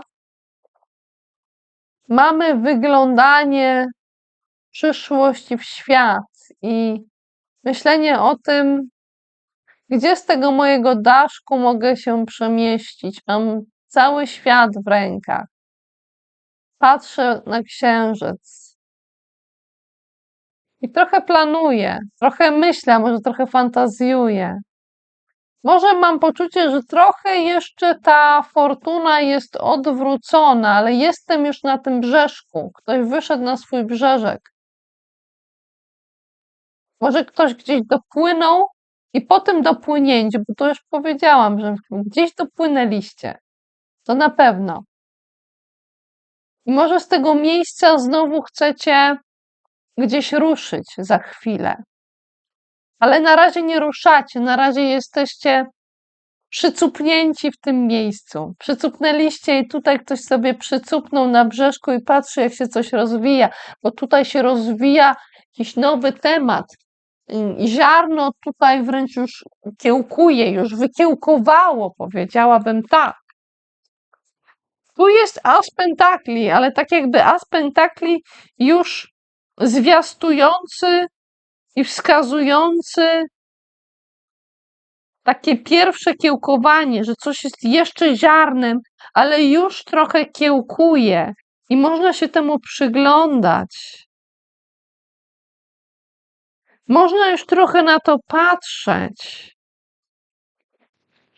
Można troszeczkę się zorientować, jaki może być kształt, albo przynajmniej jakiś etap kształtu tego nowego. Zobaczcie. W zwykłym takim, powiedzmy, asie pentakli jest samo ziarno, ale u was już jest kiełek. Już możecie ten kiełek chwycić i zobaczyć trochę, co więcej wychodzi z tej ziemi. Ale to cały czas jest sam początek. Tam na dole jest jeszcze cały czas ziarno, które zasila ten kiełek. Ono nie pobiera jeszcze soków, nie pobiera jeszcze energii z ziemi, albo pobiera tylko trochę. Tylko trochę. Jakby to jest trochę różnie u was. To jest właśnie takie trochę płynne. Takim płynnym ruchem coś wychodzi i można na to spoglądać i przyglądać się temu z pewną delikatnością, pewnym zatrzymaniu. Przysiąść przy tym i popatrzeć spokojnie, bez pośpiechu. Tu nie ma żadnego pośpiechu. Chociaż tu jest wielka siła w tym kiełkowaniu. Wiele może wyrosnąć z tego. Jeszcze jakby do końca nie wiadomo, co z tego wyrośnie. Ale widać, że rośnie. Już kiełkuje. Już troszeczkę widać. Ciut.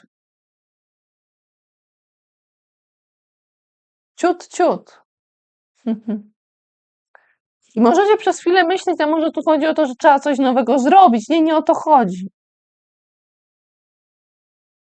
Trzeba trochę poczekać i przysiedzieć z tym korzonkiem, przysiedzieć z tym nowym życiem, z tą nową świeżością. Taką nową świeżość nowa świeżość, możecie mieć w swoim życiu. Wiecie, czasem może być coś jakby nowe, ale niekoniecznie świeże. Nowe, na przykład ktoś coś kupi, ale powiedzmy z drugiej ręki. Dla was to będzie nowe, ale niekoniecznie musi być świeże, ale to jest jednocześnie jakby nowe i świeże, jakby coś coś dopiero niedawno powstało. To nie jest coś, co żeście kupili sobie gdzieś tam na jakimś Vinted albo na czymś tam, no. Albo na pchlim targu. To raczej jest coś, co dopiero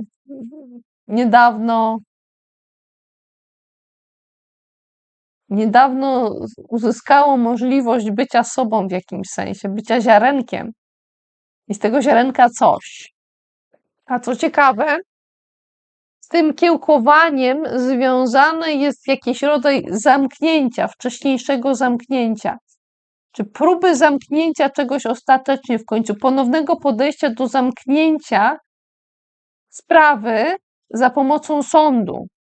Może być tak, że ktoś coś z ziemi trochę wyciąga jakby z grobu i z tego się pojawia nowe życie, ale może być po prostu tak, że ktoś próbuje jakąś sprawę zamknąć, żeby coś kiełkowało. Ale gdzieś to jest powiązane ze sobą, więc sprawy są niejednoznaczne i mają w sobie dużo ale. I kolejnym ale będę kontynuować, ale dopłynęliście gdzieś. Gdzieś dopłynęliście. I jakie mamy najważniejsze emocje dla Was w lutym, ale te emocje mogą już, te tutaj emocje mogą trochę na styczeń jeszcze nawet zahaczać. To już trochę może się zacząć w styczniu, tu już w lutym, a tutaj coś z otoczenia ważnego dla Was, emocje otoczenia. O kurczę, wiecie co, chyba jak układam te karty, jeszcze karta wyczerpania mi nie wyszła. Jak tutaj w tych czytaniach tutaj na YouTube. Jeszcze nie wyszła. Także możecie być trochę wyjątkowo wyczerpani, bardziej niż inni. Widocznie ta droga wiele Was kosztowała. No, to dopłynięcie gdzieś. No i co więcej mówić, no, po prostu czujecie się w jakimś sensie wyczerpani. Możecie popatrzeć na tę kartę i zobaczyć, co tutaj widzicie. Możecie popatrzeć jakby na nią z różnych perspektyw, w różnych miejscach możecie popatrzeć na to wyczerpanie. Możecie zauważyć siebie w tym poczuciu w różnych sytuacjach. Może być pokazane w różnych miejscach to, że jesteście wyczerpani. Że macie takie poczucie przynajmniej. Bo tutaj chodzi o poczucie, o to, jak odczuwacie. I to jest niewątpliwie ważne. Ważne jest to, jak się czujecie. Nie pozwólcie sobie wmówić, że jest inaczej.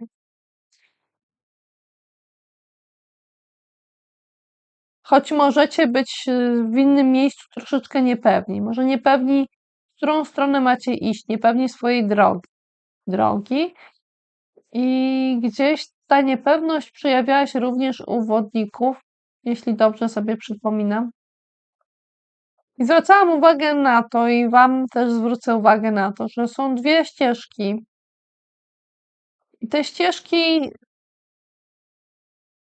wydają się początkowo podobne, jakby droga początkowo w tę samą stronę kierowała, ale w pewnym momencie te drogi się rozchodzą. Jedna prowadzi między drzewa, a druga tam, gdzie drzew nie ma, ale może jest zachód słońca czy wschód. Więc może nie jesteście pewni, którą drogę wybrać. Znaczy na pewno jesteście, widzicie, na pewno jesteście pewni, niepewni, nawet swojej niepewności nie jesteście pewni, moi drodzy. Więc nie obawiajcie się tego, że takie są uczucia, bo one po prostu będą i jakoś trzeba będzie sobie z nimi poradzić, a jak? Zaraz Wam coś zaproponujemy z tarotem.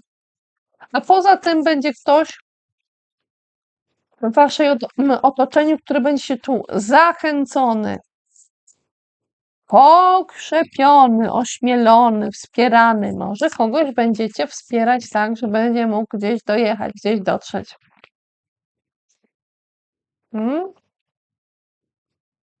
Kogoś takiego będziecie mieć w swoim życiu. A jak z tą niepewnością? Moi drodzy, przyglądajcie się temu, co jest odkryte, co jest pokazane, gdzie jest zawierucha i czy w tej zawieruche nie ukrywa się jakaś prawda, której ktoś nie chce pokazać. Także przyglądajcie się, gdzie jest prawda, zanim się gdzieś ruszycie. Przyglądajcie się też, co sami chcecie przytrzymać i niekoniecznie się tym podzielić, może schować dla samych siebie.